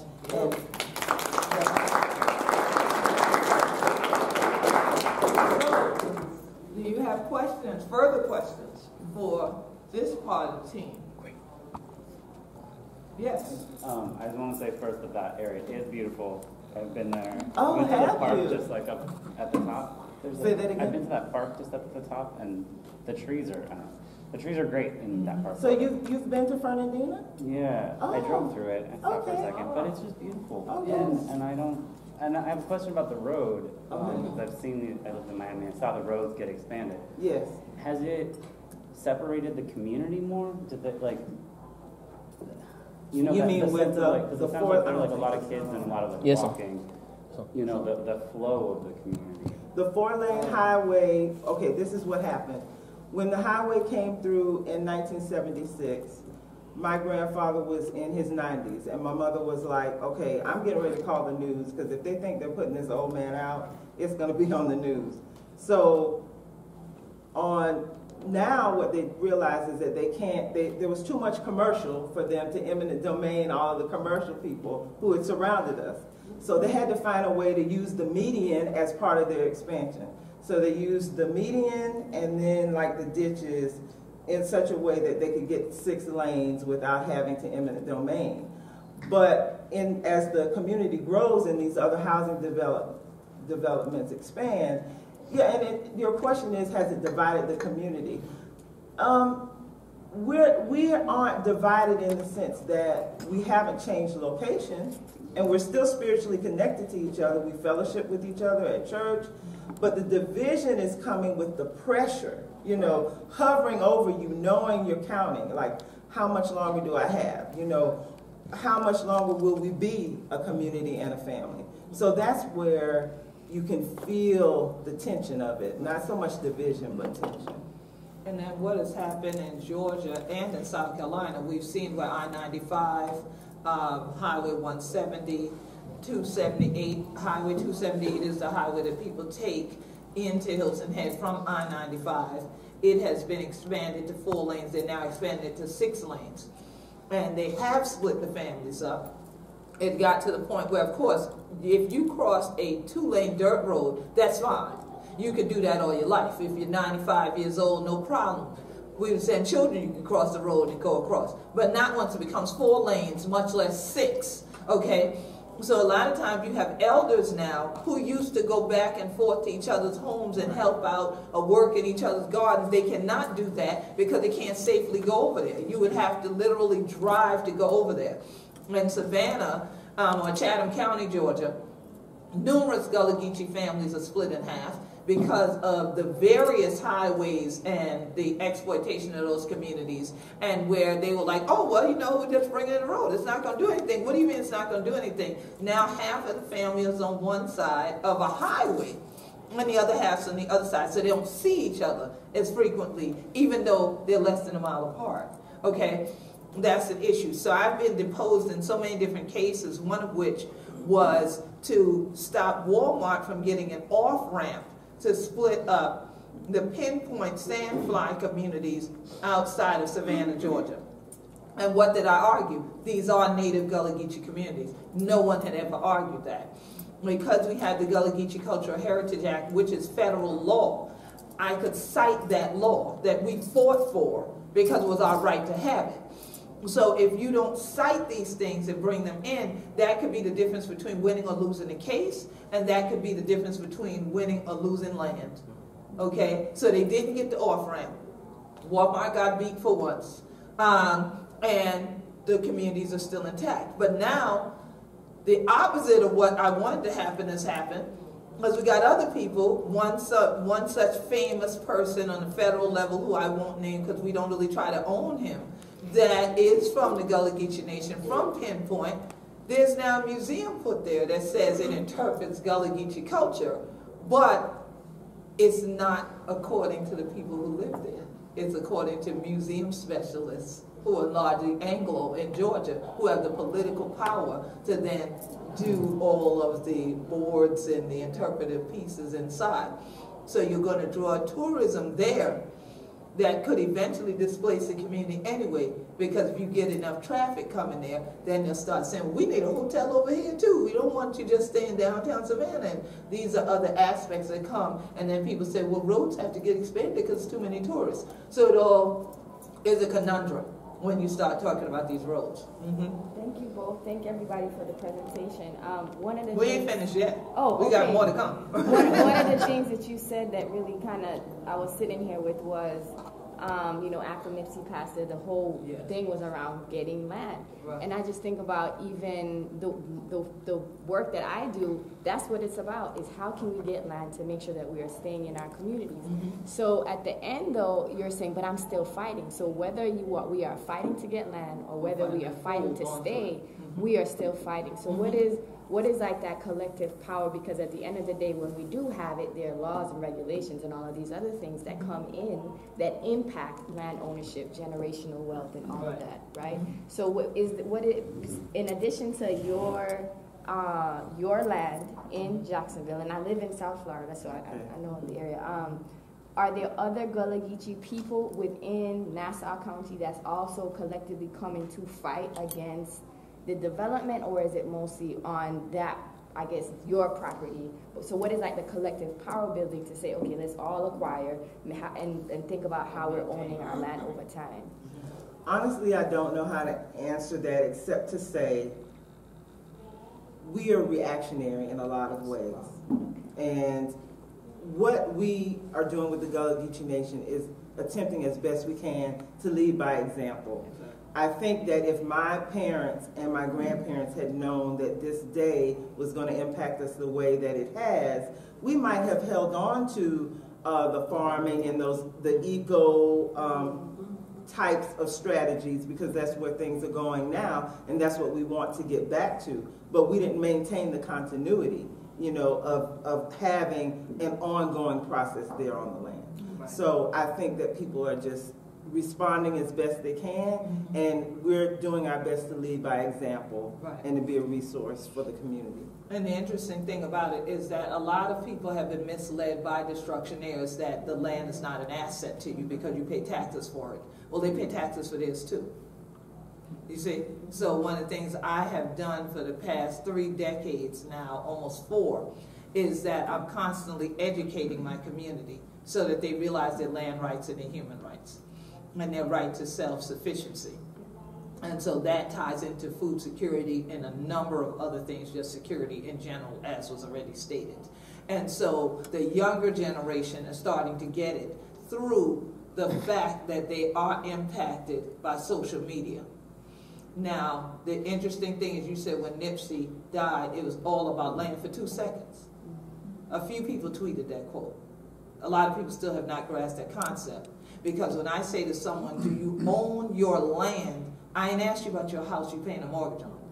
Because that's not land, that's a building. And a building can be picked up and moved, that's 1. 2, you don't own it because you're paying a mortgage. The bank owns it. I'm talking about something you have your name on.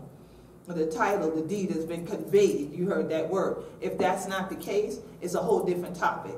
And so we found that that is something that bodes more education, especially within the black community, because a lot of people think that their way to the American dream is getting in debt through a mortgage, where to us an affordable home is one we built out of our pocket.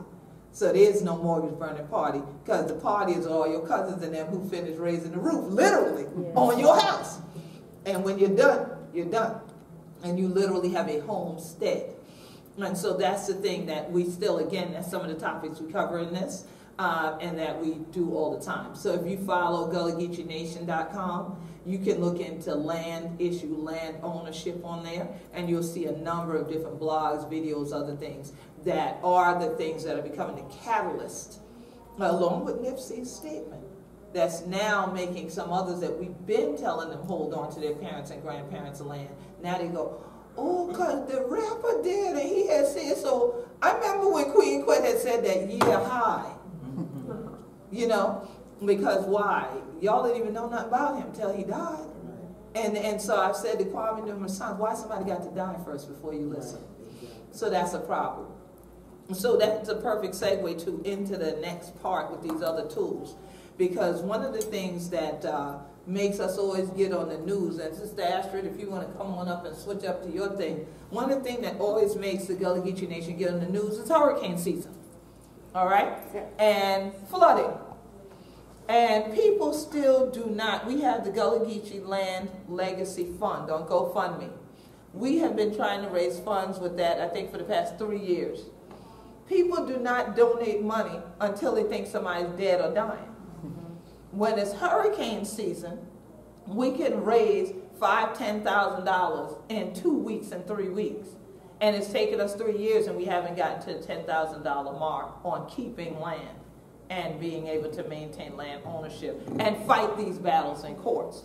And so that is a dynamic that I found that is really lacking nowadays. It's like the more connectivity people have electronically, the more they disconnect in real life. And they're not realizing that even when you see it online, it's put there for you to take a real action though. Get offline now, go do something about it. And so these kinds of tools that we're going to see are crucial because since people are online a lot, we're hoping that they'll see what we're trying to show them in terms of what the water is doing already and could do, and that they would be proactive instead of reactionary, and that people don't have to die in a flood before they do something. So, Union of Concerned Scientists is up next. That's me. Scientist for science. Yes. Whatever that means. Okay, so thank you all. If you want to play with the tool, this is the time. Just do the Google search like I put on the screen, Rising Seas UCS, and hopefully it will load, because yesterday it was not. Well, we'll see. One of them is loading, the one that shows the progress of the water table. So I'm going to start, there it is, the very first hit is the one you want. When Rising Seas hit home, then you scroll down to this map. And that's what you want to click on, and this is the tool. So what I'm going to say is that the main difference between, I'm not forgetting his name. Dan, thank you. Jesus Christ. Dan's tool and ours is that his tool, you go underwater. What's underwater at 1 foot, 2 feet, 3 feet? You know, you kind of do that slide and you do the flyover and you can see what's underwater. In our tool, what we have done is to actually show what areas, what parts of a community along the lower 48 are going to be seeing the high tide flooding first. And that is high tide flooding on the highest tides twice a month. So on average, 26 times a year.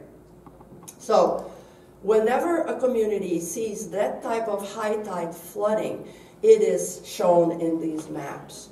So what it is that you can see where the water is coming first, what areas of your community are going to be flooding first during high tide, and then you can focus your efforts on those areas that are going to be flooding first.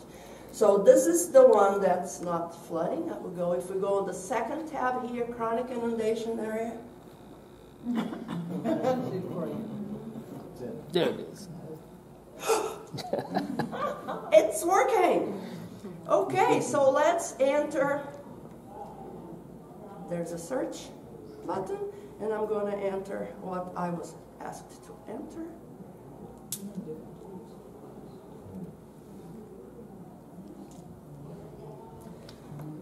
I'm going to zoom out a little bit, and you start seeing these blue areas. The blue areas are the areas that are flooded 26 times per year or more.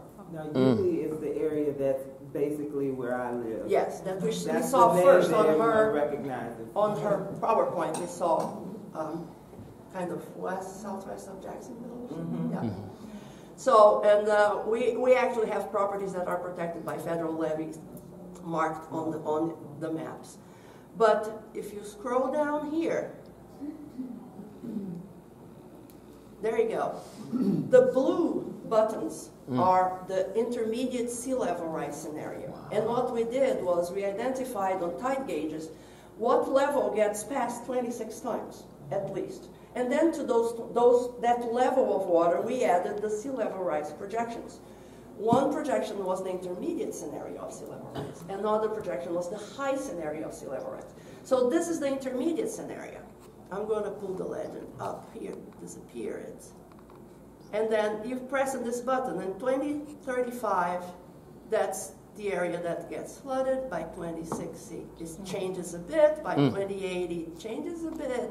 By 2100, it changes. So you can actually progress the projections throughout the century under this sea level rise scenario. If you go further down, you have the red. Red means bad, right? This is the high sea level rise scenario. And if you go through the years, you can see this is 2030, 2045, 2060, 2080, and 2100. And if you zoom in, you can see the subtle differences of, and you can zoom in up to a certain point where the layer of water will disappear. But you can see pretty much at the street level where the projected area, that is projected because when we added that level of sea level rise to that tide gauge level, we projected that level of water over land using digital elevation models. So that's, we know what's higher is out of the water, what's lower is under the water. It may be 1 inch, 2 inches, it may be 1 foot. We do not have the exact depth of this inundation, but this is high tide coming in, and honestly, who wants an inch of water in your house or whatever, right? I mean, 1 inch can be pretty damaging. So this is the tool. This tab shows, the chronically inundated area. What's your zip code again, Queen? Well, before you do that, would you click the communities at risk tab just so they can see what you have under there?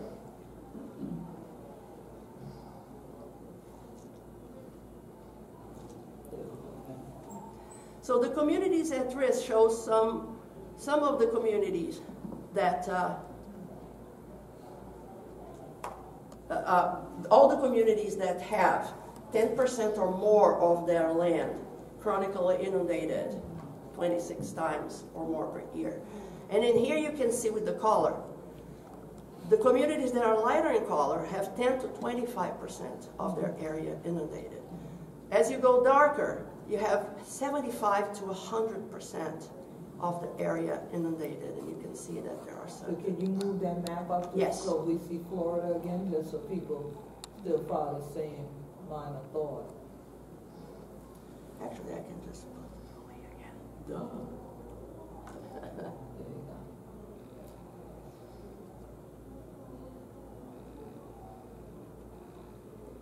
Yeah. So there you have Jacksonville. And you can see that. And this is today. Very few. By 2035, you get, by 2060. Bless. This is not working. No, there you go. So by 2060, you still have 1, 2 communities right around here. And this is the whole community, which is not just your own town. By community, we mean the county, census county subdivisions, which include more than one town many times. The big towns are just that thing, but whenever you get to smaller towns, it's usually a congregation of towns. So, and with the there you go. going. I'm just, there you go, 2030. It blinked, right? There you go, 2060, you start seeing areas that have 25 to 50% of the community inundated. And of course, towards the end of the century, we have this net here for informational purposes because we don't really know what's going to happen in the second half of the century. It depends on what we do now until 2050. Depending on the emissions that we pump into the air, we keep burning coal and fossil fuels, we'll see more of this high sea level rise scenario. But if we do less, then we can reduce this big risk. Yes? The problem with flooding still is, there's a certain dynamic to it that has a deal of predictability that makes it feasible to do what you're doing here. But there's also flooding risk from riverine problems of... This doesn't address that. It doesn't address this that. Is just coastal flooding by high tide. But you've done such a beautiful job. How do you think what would the challenge be in integrating to this kind of a situation, and maybe just leave this alone because it's so good as it is, but to do a similar kind of job looking at other kinds of climate risks that would affect the same... Well, one of the main issues is that, first of all, the hydrologic models are so varied and so different. There are thousands of them out there. It's very hard for you to use one or two to project. You could try to just pick one, but it's not like sea level rise, which is something that is very well understood. And second, the precipitation, future precipitation, is one of the hardest things to project. Across the National Climate Assessment over the years and the Intergovernmental Panel on Climate Change projections and the state of climate, whenever they talk about precipitation, it's usually the trickiest thing. So you can kind of say, assuming it rains that much or increases that much, you could see that much more rain, but to translate that into riverine flooding is a lot more complicated. And then may have some more. I agree. It's very hard. We both kind of work, we kind of play tag team here. They do one thing, we do another thing, and we are all just coastal as well. Just coastal, so it's very hard. So, so yeah, so there you have it. We have the added risks. We have some areas that are vulnerable because they are particularly lowland, like southern Louisiana, eastern shore of Maryland, southern Louisiana, and you can just, for the Keys, you can just explore this, eastern North Carolina. And so as you all see, and hopefully that's what many of you are doing if you opened it up, is that you can type in your own town. Yeah. And you can also do by zip code on here as well. Right? Well, the zip code Does the one, zip code work on this one? that there is, you see here, property at risk. Yeah. There is another. This shows by community the number of properties that are at risk. In that area that is flooding that you see in the first tab, the second tab. So what's in that area where that water's going?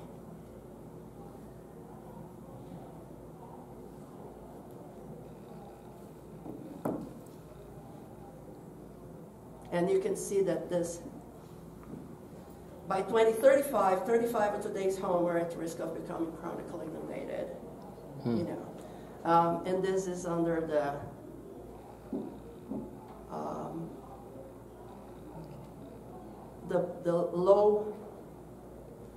intermediate sea level rise scenario. So you can do that by looking at this tab, and this tab goes by community. But if you go to another story map that we haven't incorporated in the first one, and you find it by Googling underwater UCS, just like you Googled rising seas UCS, in this one you can look by zip code, by community, and by state. And it gives you not only the number of homes that are in the way of that chronic inundation at different time frames, under different high, sea level rise scenarios. It also tells you current value of all those properties, current tax base of all those properties, and current number of people living in those properties. So it's only residential properties that are mapped. And that is because if it can be a huge impact on the economy of the community and the livelihood and everything if people start, getting flooded that often. So I'm going to pass it on to Dan. That's a perfect segue. Yeah. Because once you said underwater, Underwater, man. Thank you. Thanks, Astrid.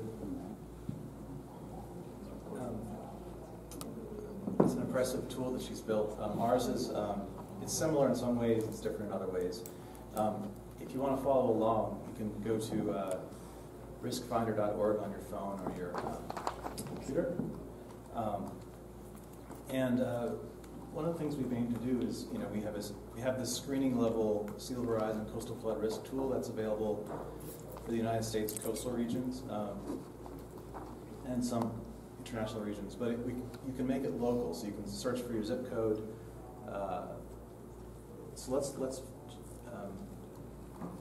put in Yulee, Florida, where Glenda's community is, and we have a long scrolling page with lots of too much information, but it's all there. You can scroll down and just the first thing you could do if you wanted to is you could download a fact sheet, and I'll do that in a moment. But we give you information regarding the risk of coastal flooding based on different sea level rise projections. So if you want to plug in NOAA's medium scenario or fast scenario, or if you want to get under the hood and put in other scenarios or models, we have a probabilistic model. We have there are other models in here, but this kind of information gives you the risk of, what's the risk of one 4-foot flood occurring by a given year, right, over time. And you can see if you choose different sea level rise projections, the risk can go up and it's moving closer to the future, right, to the present. And you can also look at single year risks. So what's the risk of a 4-foot flood within the year 2030, 2040? And as you move the water slider up and down on the left side, the risk can go up or down. Obviously, the risk of a 7-foot flood is lower than a risk of a 4-foot flood. We also have another way of bringing coastal flooding closer to the present, sea level rise, this kind of long-term issue closer to the present, and we did an analysis of coastal flood days. We looked at coastal flood events since 1950, and we took into account how many of those would not have occurred had it not been for the 2 or 3 inches of human-caused sea level rise, and you can see a large portion of them. In fact, at least in this area, all 16 days, they wouldn't have occurred had it not been for that increased baseline that we already are living through. And then you can intersect, we found as many public data sets as we could find, census data, EPA, hazardous waste sites, and we intersected that with NOAA's elevation data to give you kind of screening level assessment of how many people are at risk at different water levels. So that could be risk from a 7-foot flood next week, or risk from long-term sea level rise of 7 feet, or whatever water level you choose here. And so you can see we have homes, property value, infrastructure, road miles, rail miles, state roads, land broken down by different administrative areas. And then further down, you can break down towns in this part of Florida, or I guess in this area. So Fernandina Beach, right, has the most number of people at risk at 7 feet, followed by Yulee, Nassau, Callahan. So it's actually it ranks cities or zip codes or even counties within a state, right? And you can move the water level up and down, and it give you the ranking of, so you can kind of choose, think about what data is interesting to you. Do you want to look at population or buildings or homes, and then you can scroll down, choose the administrative area that's useful to you, and then download Excel data or fact sheets or images. Let me move on to, really quickly, Jacksonville, Florida. And actually what I'll do is I'll plug in Florida altogether. And it's one way to navigate through a state. You can scroll down to the state, and you can. What I like to do is look at it by county as one way to kind of see which county has the most number of people. But you could let's see, Nassau County, right? So we could choose Nassau County. And then drill down into Nassau County. And if you want to look at Nassau County by city or zip code, let's do it by zip code. And you can see which zip code within Nassau County has the most number of people. And then you could actually click on that zip code, and then you get kind of that page for that zip code. And then you could download a fact sheet for that zip code. I'll just go to Jacksonville. You can also just search for your city. I'm going to download a fact sheet. We ask people optionally if they want to tell us who they are and how they intend to use the downloads. So it's really, we have a lot of interesting user information, and we find out how people are using it. It's really useful and inspiring. And it might take, we actually generate these on the fly because there's so many variables. So while we're waiting for the fact sheet to download, I'll play the video. Yeah. Dan, can I ask a question? Sure, yeah. Do you have this for all zip codes in the United States? Yes. Now, what you may find is what happens with my area. Like, you may go to type in the town, but because it's a rural area, it will tell you this town is not found. So then you type in the zip code, and then it will pull up at least the zip code area, but it may not have the town name in it. That's true. And we actually, if nothing is at risk up to 10 feet, we only include locations that have something at risk within the high tide line to 10 feet. But there's a coastal map that goes along with it that I didn't show. But these are the this is the video that we developed.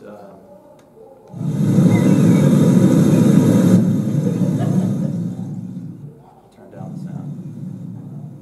But this video visualizes another map and analysis that we did that shows the long-term impacts of how much sea level rise we will lock in based on our mission. So if the world does warm 4 degrees C in the next 200 to 1,000 years, we're going to be locking ourselves into, I think it's about 30 feet, right? However, and so this is a kind of, not a very inspiring way to start a video, but the point is, if we can reduce our emissions and the world only warms 2 degrees C, the amount of sea level rise we'll be locking in long term will be significantly less. And so we have a visual map where you can compare your city and location, compare different degrees or different emission scenarios, or RCPs, whatever you want, however you want to characterize them, and then we can show you kind of 2 future worlds, right? One in which we can reduce our emissions rapidly, one in which kind of business as usual, where we're locking ourselves in. So we have these videos for different well-known cities across the world. The other thing that we developed were these slider videos, images. So we chose global kind of cultural places across the world and worked with a photorealistic artist to show, here's Durban, South Carolina, and it allowed users to visually see kind of how much sea level rise we could lock in at these places based on the temperature. Here's Mumbai, India. Now these can be done for other locations. We're looking into doing these for other locations, so if you have suggestions. Wow. There's New York. Yeah. Here's Rio de Janeiro, Astrid's home country. And so these are there, and those got a lot of media across the globe. So it's an interesting validation that people visually, it brings people into this. So let me go back to the fact sheet. Goodness, where was I?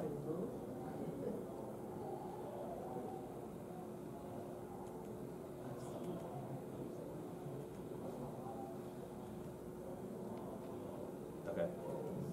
There it is. Oh, there it is. Got it twice, yeah. So as she said, it's a one-pager. We kind of distill all the information in the tool into the, it's a double-sided page.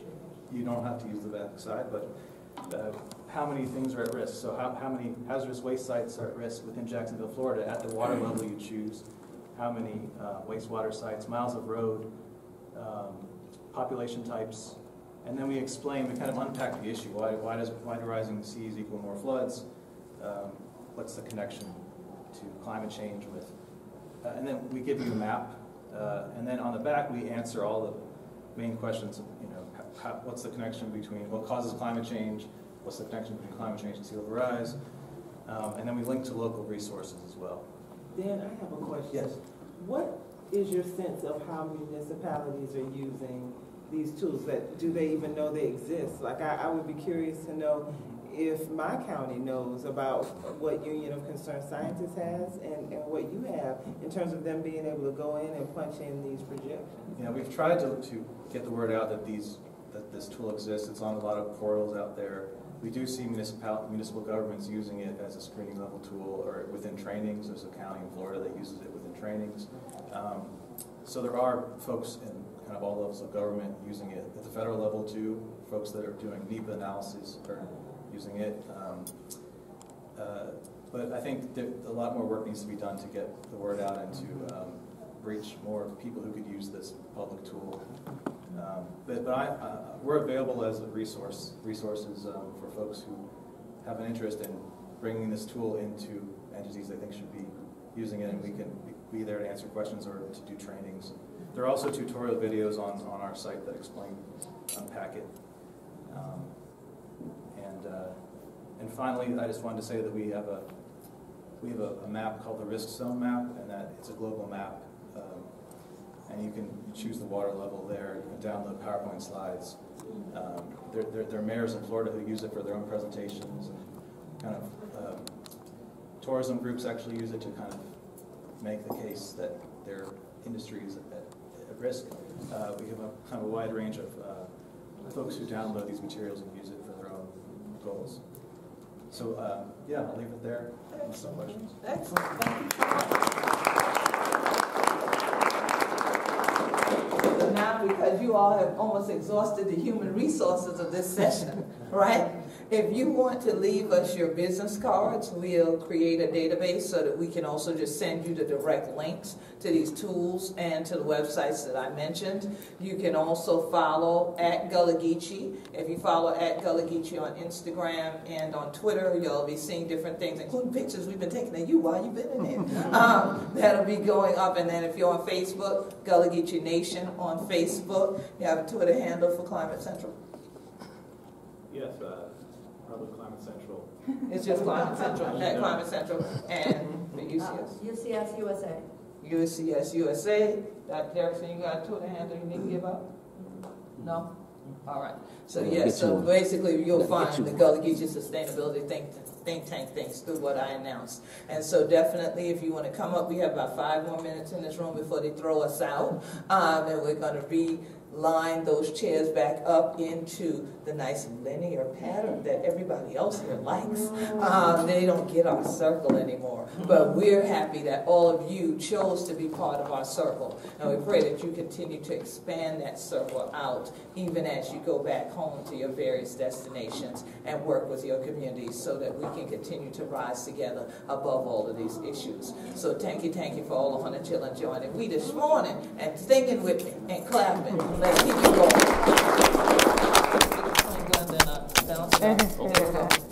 Ready? Right. 1, 2, 3. I'll take one more just to be sure.